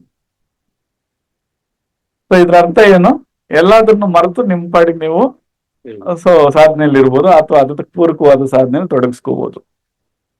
ಸೊ ಇಲ್ಲಿ ನಾವು ಎಷ್ಟು ಪ್ರಯತ್ನ ಪೂರ್ವಕವಾಗಿ ಅದನ್ನ ಪಡಿಬೇಕು ಅಂತ ಹಂಬಲಿಸ್ತೀವೋ ಅದು ಸಹಜವಾಗಿ ಘಟಿಸ್ತದೆ. ಸೊ ಯಾಕೆ ಅದು ಎಲ್ಲದನ್ನ ಮರೆಸ್ತದಲ್ಲಿ ವಿಚಿತ್ರ ಹೇಳ್ಕೋಬೇಕು ನಿಮ್ಮ ಹತ್ರ. ಈಗ ಪರ್ವತದ ಮೇಲೆ ಹೋದಾಗ ಅಲ್ಲಿ ಸುಗಂಧ, ಬೇರೆ ಬೇರೆ ಹೂಗಳು ಸುಗಂಧ ಅದನ್ನ ಸೇವಿಸ್ತಾ ನೆನಪು ಹೋಗ್ಬಿಡ್ತದೆ. ನಮ್ಗೇನ್ ಅನ್ಸ್ತದೆ, ಬೆಳಗ್ಗೆಯಿಂದ ಅಷ್ಟು ದೃಢವಾಗಿ ಮೇಲೆ ಹೋಗಿದ್ರು ಈಗ 1 ನಿಮಿಷದಲ್ಲಿ ಬಂದ್ವೇನೋ ಅನ್ಸುತ್ತೆ ನಮಗೆ. ಬಹಳ ದಣಿದಿರ್ತೀವಿ, ಆದ್ರೆ ದಣುವು ಕೂಡ ಮರ್ತೋಗುತ್ತೆ. ದಣುವು ಅನ್ನೋದು ಒಂದು ನೆನಪದು, ಅದು ರೆಕಾರ್ಡ್ ಆಗಿದ್ರೆ ಅದು ಹಿಂಗ್ ದಣುವಾಯ್ತು ಅಂತ ಹೇಳ್ಬೋದು. ಅದು ಡಿಲೀಟ್ ಆಗಿ ಹೋಗಿರುತ್ತೆ. ಪಾಪ ಅದ್ರದ್ದು ಪ್ರಾಬ್ಲಮ್ಸ್ ಇದಾವೆ, ಅಂದ್ರೆ ಯಾವ ರಸ್ತೆಯಲ್ಲಿ ಬಂದ್ವಿ ಅನ್ನೋದು ಡಿಲೀಟ್ ಆಗಿರ್ತದೆ. ಈಗ ವಾಪಸ್ ಹೋಗೋದು ಹೆಂಗಂದ್ರೆ ಪ್ರತಿ ರಸ್ತೆ ತಿರುವಲ್ಲೂ ಪ್ರಶ್ನೆ, ಇತ್ತು ಹೋಗ್ಬೇಕಾ. ಬಹಳ ನಿಖರವಾಗಿ ಬಂದಿರ್ತೀವಿ ಇದೇ ರಸ್ತೆ ಅಂತ, ಆದ್ರೆ ಇದೇ ರಸ್ತೆ ಅಂತ ನೆನಪಿಲ್ಲ, ಮರ್ತೋಗಿರ್ತದೆ. ಹಂಗ ಮರೆಯೋದಿಕ್ ಪೂರಕವಾಗಿದೆ. ಕೆಳಗೆ ಬಂದಾಗ ಇಲ್ಲಿ ಎಚ್ಚರವಾಗಿರೋದಕ್ಕೆ ಪೂರಕವಾಗಿದೆ. ಸೊ ಅಷ್ಟೆಲ್ಲ ನೋಡ್ಕೊಂಡು ಬಂದ್ಮೇಲೆ ಈಗ ಹಲುತ್ವಾನಿ ಅಂತ ಕುಮೋವನ್ ಕ್ಷೇತ್ರದಲ್ಲಿ ಬರ್ತದೆ. ಅಲ್ಲಿ ರೈಲ್ವೆ ಸ್ಟೇಷನ್ ಅನೌನ್ಸ್ ಮಾಡ್ತಾ ಇರ್ತಾರೆ, ನಿಮ್ಮ ಬ್ಯಾಗ್ ಹುಷಾರು, ಪರ್ಸುಗಳು ಹುಷಾರು, ಯಾವ ಪ್ರಪಂಚಕ್ಕೆ ಬಂದ್ವಪ್ಪ, ವಾಪಸ್ ಹೋಗ್ಬಿಡೋಣ. ಸೊ ಅಂದ್ರೆ ನೀವ್ ಎಷ್ಟು ಜಾಗರವಾಗಿರ್ಬೇಕು ಅಂತ ಘಟನೆಗಳನ್ನೆಲ್ಲ ಸೃಷ್ಟಿ ಮಾಡಿ. ಸ್ವಲ್ಪ ಎಚ್ಚರ ಆದ್ರೆ ಏನಾಯ್ತು, ಈಗ ಎಚ್ಚರ ಮರೆದ್ರೆ ಏನಾಯ್ತು, ಈಗ ಕಳೆದು ಹೋಗ್ಬಿಡ್ತೀವಿ, ಬ್ಯಾಗು ಇಲ್ಲ, ಪರ್ಸು ಇಲ್ಲ. ಹಂಗಾಗಿ ಇಲ್ಲಿ ನಮ್ಮ ದಕ್ಷಿಣ ಕ್ಷೇತ್ರ ಇವೆಲ್ಲ ಹೇಗಿದಾವೆ, ಇವು ಇಲ್ಲೆಲ್ಲ ಎಚ್ಚರವಾಗಿರೋಂಥ ಸಾಧನೆಗೆ ಪೂರಕ ಇವು, ಅಲ್ಲಿ ಮರ್ತೋಗಂತ ಸಾಧನೆಗಳು. ಆ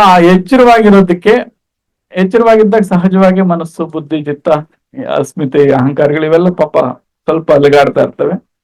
ಅವುಗಳನ್ನ ನಿಯಂತ್ರಣ ಮಾಡೋದಕ್ಕೆ ಶ್ವಾಸಕ್ಕೆ ಸಂಬಂಧಪಟ್ಟಂತ ಸಾಧನೆಗಳು ಪರ್ಟಿಕ್ಯುಲರ್ಲಿ ನಮ್ಮ ಸೌತ್ ಅಥವಾ ಉತ್ತರ ಭಾರತದಿಂದ ಕೆಳಗಡೆ ಇರುವಂತ ಪ್ರದೇಶದಲ್ಲಿ ಇವಿದಾವೆ. ಆದ್ರೆ ಮೇಲೆ ಉಸಿರಿಗೆ ಸಂಬಂಧಪಟ್ಟಂತ ಸಾಧನೆಗಳಿಲ್ಲ, ಯಾಕೆಂದ್ರೆ ಅದು ಸಹಜವಾಗಿ ಅಲ್ಲಿ ಕೇವಲ ಗಮನದ ಮೇಲೆ ಇರುವಂತ ಸಾಧನೆಗಳು.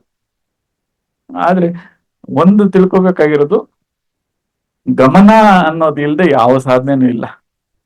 ಎಲ್ಲದರಲ್ಲೂ ಕೇಂದ್ರ ಬಿಂದು ಯಾವುದು, ಕೇಂದ್ರ ಪಾಯಿಂಟ್ ಯಾವುದು, ಗಮನ. ಹಾಗಾಗಿ ಬಹಳ ಶ್ರೇಷ್ಠ ಅನ್ಸ್ಕೊತದೆ ಅವು ಬರೀ ಗಮನವನ್ನು ಸಂಬಂಧಪಟ್ಟಂತ ಸಾಧನೆಗಳು. ಹಾಗೆ ಒಂದು ಸೊಳ್ಳೆ ನೋಡಿ, ಒಡೆಕ್ ಹೋದ್ರೆ ಏನಾಗುತ್ತದು, ತಪ್ಪಿಸ್ಕೊಳ್ತದೆ. ಒಂದು ಪಕ್ಷಿ ನೋಡಿ ತಪ್ಪಿಸ್ಕೊಳ್ತದೆ. ಆದ್ರೆ ನಾವು ಆಪಾದನೆ ಮಾಡ್ತೀವಿ, ನನಗೆ ಅವ್ರು ಮೋಸ ಮಾಡ್ಬಿಟ್ರು, ಇವ್ರು ಮೋಸ ಮಾಡ್ಬಿಟ್ರು ಅಂತ. ಅಷ್ಟು ಗಮನಗೇಡಿಯಾಗಿ ಎಚ್ಚರ ಇಲ್ದಿರ ಮರ್ತೋಗಿದ್ದೀವಿ, ಕಳೆದೋಗಿದ್ದೀವಿ ಅಂತ. ಸೊ ಈಗ ಆ ದೂಷಣೆ ಮಾಡೋದನ್ನ ಬಿಟ್ಟು ಎಚ್ಚರವಾಗಿರೋದಕ್ಕೆ ಏನೇನೆಲ್ಲ ಈಗಾಗಲೇ 3 ವರ್ಷಗಳಿಂದ ಮಾಡ್ಕೊಂಡ್ ಬರ್ತಾ ಇದ್ರು, ಎಚ್ಚರವಾಗಿರೋದಕ್ಕೆ ಪೂರಕವಾಗಿರೋಂತ ಇದನ್ನ. ಹಾಗೆ ಪಾಪ ಅಂತ ಶಿಷ್ಯನು ಅಂತೊಳೆ ಸಿಕ್ಕಿರ್ತಾರೆ ಶಿವನಿಗೆ. ಪಾಪ ಅವ್ರು ಪಾಠ ಮಾಡ್ತಾ ಇದ್ರೆ ಈಕೆ ನಿದ್ದೆ ಆಕೆನ ಎಚ್ಚರವಾಗಿ ಇಟ್ಟುಕೊಂಡು ಹೇಗೆ ಹೇಳ್ಬೇಕು ಅನ್ನೋಂತ ಎಲ್ಲ ಕಷ್ಟಗಳು, ಸಾಧ್ಯತೆಗಳು ಅವ್ರ ಹತ್ರ ಇರ್ತದೆ, ಅವ್ರ ಮುಂದೆ ಇರ್ತವೆ. ಅದನ್ನ ಎಷ್ಟು ಕಷ್ಟಪಟ್ರು ಅಂತ. ಈಗ ಪಾಪ ಗುರು ವಿಶ್ವದಲ್ಲಿ ಎಷ್ಟು ಕಷ್ಟಪಡ್ತಾರೆ ಅನ್ನೋದನ್ನ ಇಲ್ಲಿ ಶಿವ ಪಾರ್ವತಿ ಅಂದ್ರೆ ಗಂಡ ಹೆಂಡಿರ ಸಂಬಂಧ ಅಲ್ಲ, ಶುದ್ಧ ಗುರು ಶಿಷ್ಯರ ಸಂಬಂಧ ತುಂಬಾ ಚೆನ್ನಾಗಿ ಹೋಗುತ್ತದೆ. ಪ್ರತಿ ಸಂದರ್ಭದಲ್ಲೂ ಪಾರ್ವತಿಗಳಾಗಿ ನಾವು ನೆನಪಾಗ್ತೇವೆ. ಶಿವನ ಕಷ್ಟಗಳು, ಪೇಚಾಟಗಳು ಎಲ್ಲ ಗೊತ್ತಾಗ್ತವೆ ಅವಾಗ. ಹೀಗಾಗಿ ಇವೆರಡನ್ನು ಡಿಸ್ಕಷನ್ಸ್ಗಿನ್ನ ನೇರವಾದಂತ ಅನುಷ್ಠಾನಕ್ಕೆ ಆದ್ಯತೆ ಇರ್ತವೆ. ಎಲ್ಲವೂ ಅಳವಡಿಸ್ಕೊಳ್ಳುವಂಥದ್ದೇ. ಆಮೇಲೆ ಬಹಳ ಜೀವನವನ್ನು ಸುಗಮ ಮಾಡ್ತವೆ. ಇದಿಷ್ಟು ಬೇಸಿಕ್ ಇಂಟ್ರಡಕ್ಷನ್. ಮುಂದೆ ಬರ್ತಾ ನೋಡ್ಕೊಂಡು ಹೋಗೋಣ. ಯಾಕೆಂದ್ರೆ ಕಾಂಟೆಕ್ಚುಯಲ್ ಮೀನಿಂಗ್ ಅಂತ, ಅಂದ್ರೆ ಆ ಸಾಂದರ್ಭಿಕ ಅರ್ಥವನ್ನ ನಾವು ಕಳ್ಕೊಂಡ್ವಿ ಅಂದ್ರೆ ಬಹುಶಃ ಅದನ್ನ ಬಹಳ ತಪ್ಪಾಗಿ ಗ್ರಹಿಸ್ತೀವಿ. ನಾವು ನಮ್ಮ ಜೀವನದಲ್ಲಿ ಅದನ್ನ ಹೇಗೆ ಅಳವಡಿಸ್ಕೋಬೇಕು, ಹೇಗೆ ಸ್ವೀಕರಿಸ್ಬೇಕು ಅನ್ನೋಂಥದ್ದು ಆ ಹಂತದ ಎಚ್ಚರಿಕೆಯಿಂದ ಇರೋಂಥವ್ರ ಜೊತೆಲಿ ಕಲಿತ್ರೆ ಬಹಳ ಚೆನ್ನಾಗಿರುತ್ತೆ. ಹಂಗಾಗಿ ಇದೆಲ್ಲ ನಮ್ಮ ಒಂದು ಸದಾವಕಾಶ ಅಂತ ಅನ್ಕೋಣ. ಗುರು ಅದಕ್ಕೆ ನಾವ್ ಎಷ್ಟೋ ಸಲ ಇಚ್ಛೆ ಪಟ್ರು ಅದು ಅವಕಾಶ ಕೊಡಲ್ಲ, ಗುರು ಲಾಕ್ ಮಾಡ್ಬಿಡ್ತಾರೆ. ನಾವ್ ಎಷ್ಟೋ ಸಲ ಅನ್ಕೋತೀವಿ ಬಹಳ ಅದ್ಭುತವಾದ ವಿಚಾರಗಳನ್ನ ಇವತ್ತು ಪ್ರಸ್ತಾಪ ಮಾಡ್ಬೇಕು ಅಂತ, ಅವತ್ತೇನು ಮಾತಾಡೋದು, ಮೌನವಾಗಿದ್ಬಿಡ್ತೀವಿ.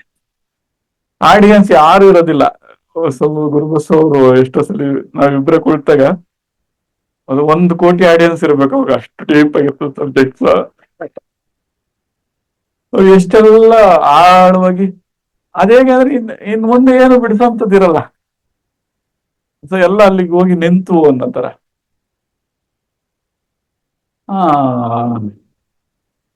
ನಾಗರಾಜ್ ಎಲ್ಲಿದ್ದಾನೆ? ಅಲ್ಲಿದ್ದಾನೆ. ಸೊ ಅವ್ರ ಜೊತೆಲ್ಲ ಅಷ್ಟೇ ಒಂದು 3 ವರ್ಷ ನಿರಂತರವಾಗಿ ಅದನ್ನ ಬರ್ದಿಡೋ, ನಿನಗೆ ನೆನಪಿರಲ್ಲ ಇವು ಅಂದ್ರೆ ಕೇಳಲಿಲ್ಲ ಅಂತ. ಈಗ ಬರೀ ಅಂದ್ರೆ ಬರೆಯಕ್ಕಾಗಲ್ಲ. ಅದು ಎಷ್ಟು ಸ್ಪಷ್ಟವಾಗಿ ನಿನಗೆ ಇದ್ರಲ್ಲಿ 1 ಅಕ್ಷರನೂ ಅರ್ಥ ಆಗಲ್ಲ, ಜೀವ ಕೇಳಿಸ್ಕೊತಾನೆ, ಸುಮ್ಮನೆ ಕೇಳಿಸ್ಕೋ ಅಂತ. ಈಗ ಅರ್ಥ ಆಗೋರ್ಗೆ ಹೇಳಿದ್ರೆ ಅದು ಬೇರೆ, ಈಗ ಅರ್ಥ ಆಗದಿದ್ದವ್ರಿಗೆ ಇಷ್ಟೆಲ್ಲ ಯಾಕೆ ಹೇಳ್ಬೇಕು?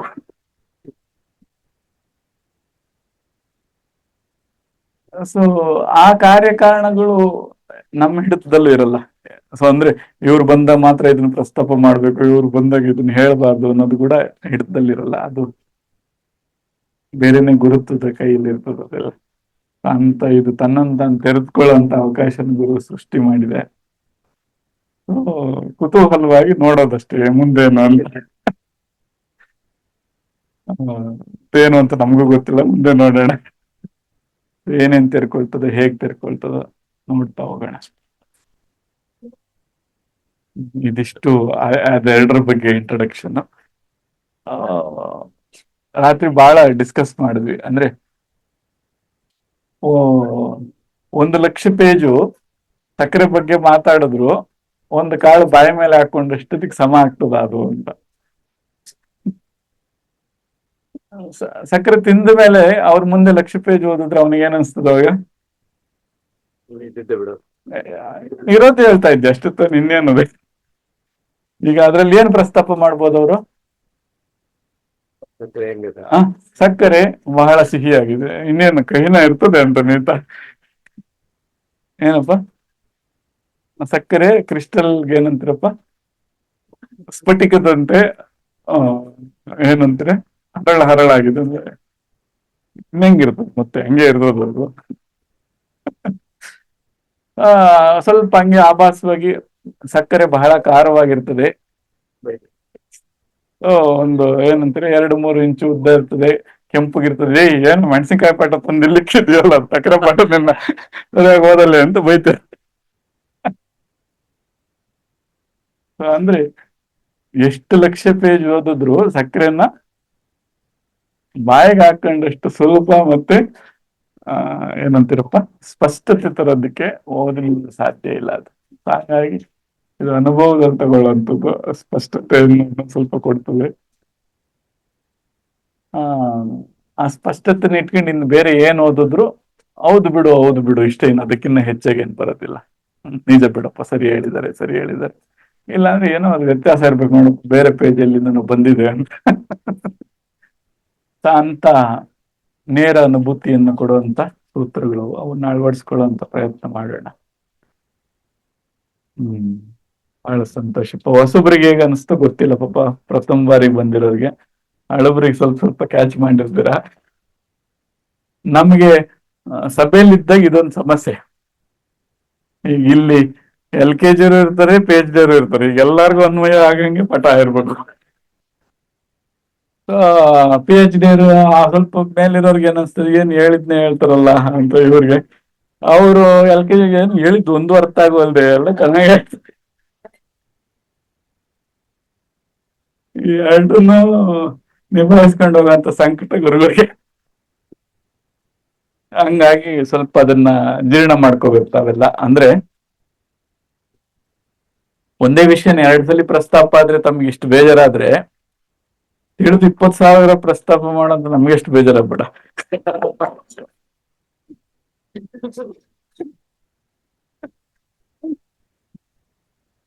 ಹಂಗಾಗಿ ಪಾಪ ಅವರು ಹಿಂಗ್ ಹೇಳಿದ್ರೆ ಅರ್ಥ ಆಗ್ತದ ಅಂತ 20,000 ಮುಗ್ದಿದ್ರು ಇನ್ನೂ ಒಂದ್ಸಲ ಅದನ್ನೇ ಹೇಳ್ತಾ ಇರ್ತಾರೆ. ಸ್ವಲ್ಪ ತಿಳಿದಂತವ್ರು ಅದನ್ನ ಜೀರ್ಣಿಸ್ಕೋಬೇಕು. ಬೇಜಾರು ಮಾಡ್ಕೊತೀರ.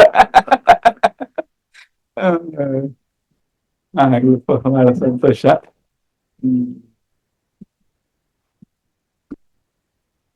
ಹೀಗೆ ಈಗ ಅದೊಂದು ವಿಚಾರ ಪ್ರಸ್ತಾಪ ಮಾಡ್ಬೇಕು.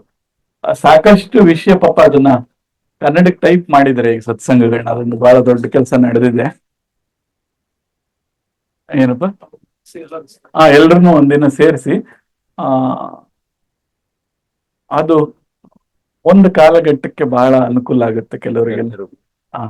ಅದನ್ನೇನು ಪಬ್ಲಿಷ್ ಮಾಡ್ಬೇಕು ಅಂತಿಲ್ಲ, ಅಟ್ಲೀಸ್ಟ್ ಇಟ್ಕೊಂಡಿದ್ರೆ ಒಂದು ಸಾಫ್ಟ್ ಕಾಪಿನ ಎಲ್ಲಾದ್ರೂ ಸ್ಟೋರ್ ಮಾಡಿ ಇಟ್ಕೊಂಡ್ರೆ ರೆಫರೆನ್ಸಿಗೆ ತುಂಬಾ ಚೆನ್ನಾಗಿರುತ್ತೆ. ಸರಳವಾದಂತ ಉದಾಹರಣೆಗಳು, ತುಂಬಾ day to day life examples ಇರೋದ್ರಿಂದ ಬಹಳ ಅನುಕೂಲ ಆಗುತ್ತೆ. ಆಮೇಲೆ ಕಷ್ಟವಾದ ಭಾಷೆಗಳಿಲ್ಲ, ಏನಾದ್ರು ಈಗ ಆಡು ಭಾಷೆಯಲ್ಲಿ ಮತ್ತೆ ಅದೇ ತಿಮ್ಮಿಗೆ ಅರ್ಥ ಆಗೋ ಭಾಷೆ ಇರೋದ್ರಿಂದ ಎಲ್ಲರಿಗೂ ಅರ್ಥ ಆಗ್ತದೆ. ನಮ್ಮ ಒಂದ್ ಬಯಕೆ ಏನಿತ್ತು ಅಂದ್ರೆ ಎಲ್ಲಾರು ಮಾಡ್ಬೇಕು ಅಂತ ಇತ್ತು. ಯಾಕಂದ್ರೆ ಆಲ್ಸೋದ್ ಬೇರೆ, ಆಲ್ಸುವಾಗ ಸ್ವಲ್ಪ ಅಲ್ಲಲ್ಲಿ ಮಿಸ್ ಮಾಡ್ಬಿಡ್ತೀರ, ಬರೆಯುವಾಗ ಯಾವ್ದು ಮಿಸ್ ಮಾಡ. ಹಾಗಾಗಿ ಆಲ್ಸೋದಕ್ಕಿಂತ ಬರವಣಿಗೆ ಮಾಡೋದಾಗ ವಿಶೇಷ ರೀತಿಯಲ್ಲಿ ಜೀರ್ಣಿಸ್ಕೊತದೆ, ಅದು ಘಟಿಸ್ತದೆ ಒಳಗಡೆ. ಆ ಪ್ರಯತ್ನ ಮಾಡ್ರಿ, ನೋಡೋಣ. ಮಾಡಿದರೆ ಎಲ್ಲರೂ ಸಾಕಷ್ಟು ಮಾಡಿದ್ದೀರ. ಎರಡನೇ ಹಂತದಲ್ಲಿ ಮೋಸ್ಟ್ಲಿ ಅದನ್ನ ಸ್ವಲ್ಪ ಇಂಗ್ಲಿಷಿಗೆ ಟ್ರಾನ್ಸ್ಲೇಟ್ ಮಾಡಿದ್ರೆ ಬೇರೆ ಅನ್ಯ ಭಾಷೆಗಳಿಗೂ ಸಹಾಯ ಆಗುತ್ತೆ. ಇದು ಮೊದಲನೇ ಹಂತದಲ್ಲಿ ಮುಗಿದ್ರೆ ಇದನ್ನ ಬರೀ ಟ್ರಾನ್ಸ್ಲೇಷನ್ ಆಗಿ ತಗೊಳಕ್ಕಾಗಲ್ಲ. ಯಾಕೆಂದ್ರೆ ಆ ಭಾವ ಸ್ಪರ್ಶ ಇದ್ರಷ್ಟೇ ಅದನ್ನ ಅವನ್ ಟಚ್ ಕೊಡಕ್ಕಾಗುತ್ತೆ. ನೋಡೋಣ, ಸಾಧ್ಯತೆಗಳು ಎಷ್ಟಿದಾವ ನೋಡ್ಕೊಂಡು ಅದನ್ನ ಮಾಡೋಣ. ಈಗ ಏನ್ ಮಾಡೋಣಪ್ಪ ಪ್ರಸಾದದ್ದು?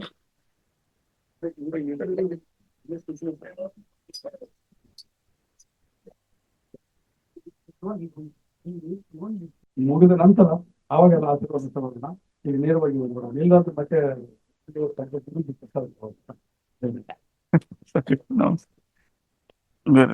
ಆಗ್ಲಿ, ಒಳ್ಳೆ ಸದ್ಗುರು.